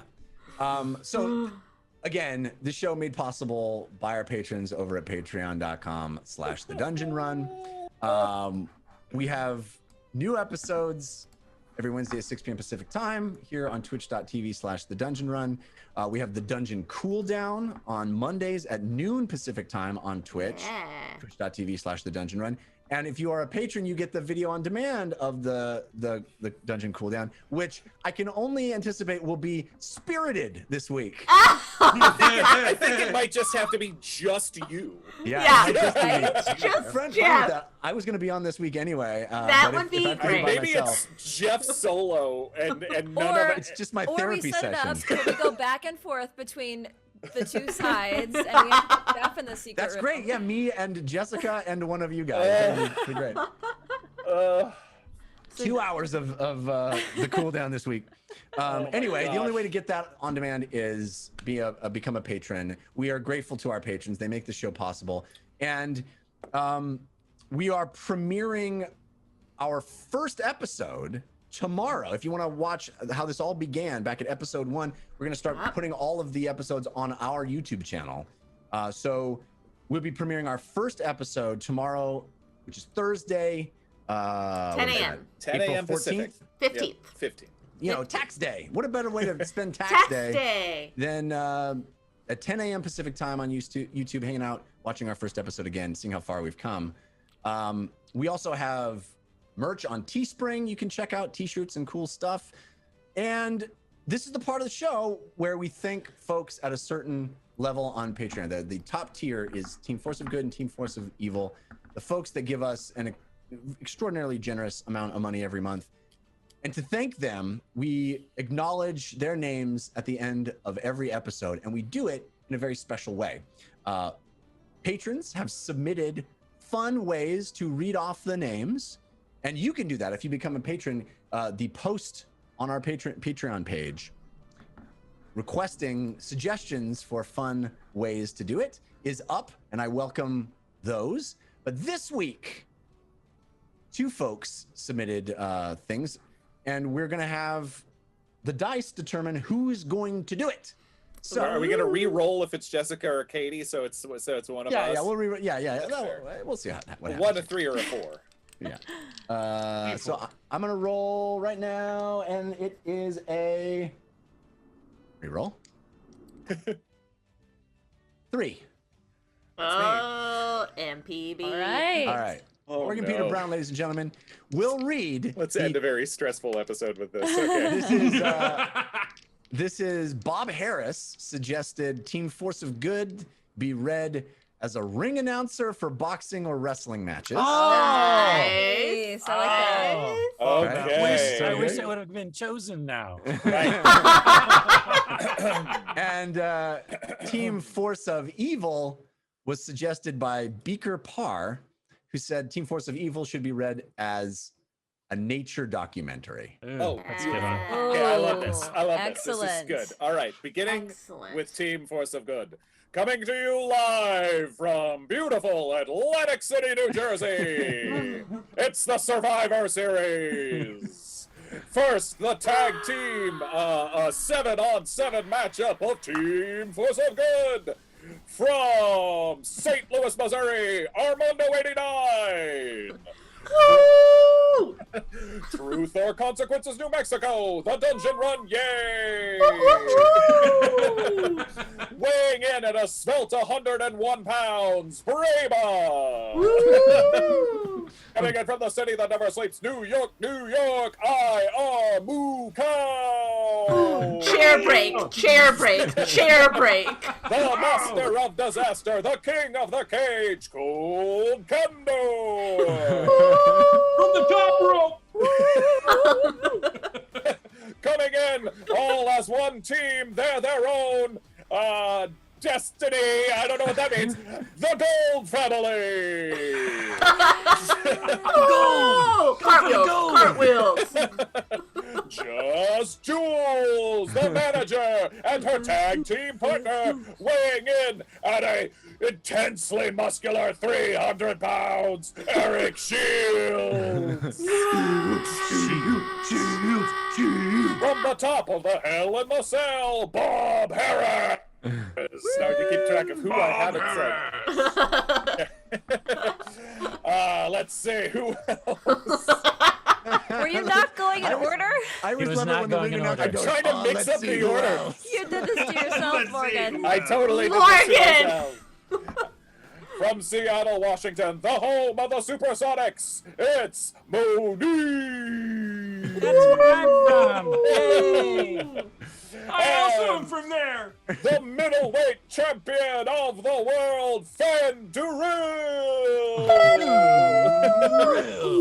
And lastly, the tag team champions, the Bad Boys, the Master Blasters, Hadrian X, and I think that's everybody. He's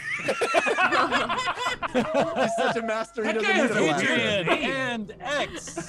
I am Luca Tyson Team. Capes. Let's Amazing. get ready to rumble! I did say just Jules. Wow. All right. Okay, so now Force of Evil.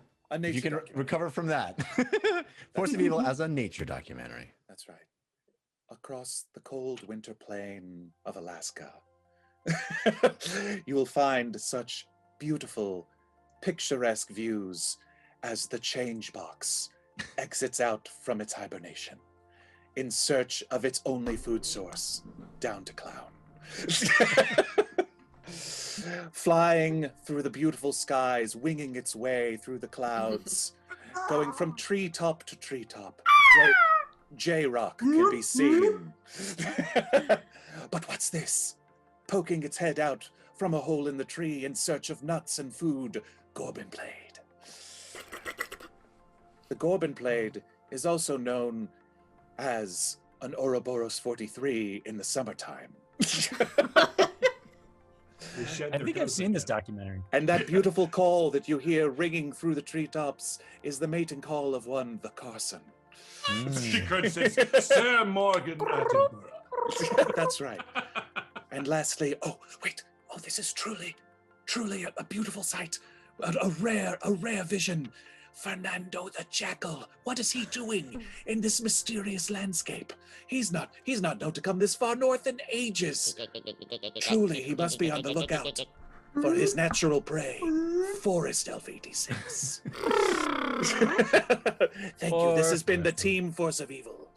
Well, Morgan Peter Brown, ladies and gentlemen. Morgan Peter Great. Brown. That was great. incredible. It's been a very long night. Well done, sir. Well It has. done. I think we all need to recover from that one. Thank you again for watching, ladies and gentlemen. Thank you for supporting us at patreon.com/The Dungeon Run. Thank you to Heather and Leah and Sean and everyone working behind the scenes to make this show possible. We are indebted to you. You're the best. We're going to be back next week. Are we? We'll see. Until then, humankind, be both.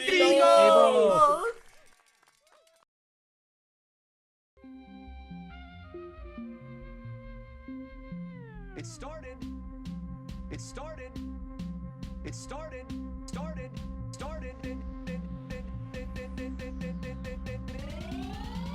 As a simple dungeon run.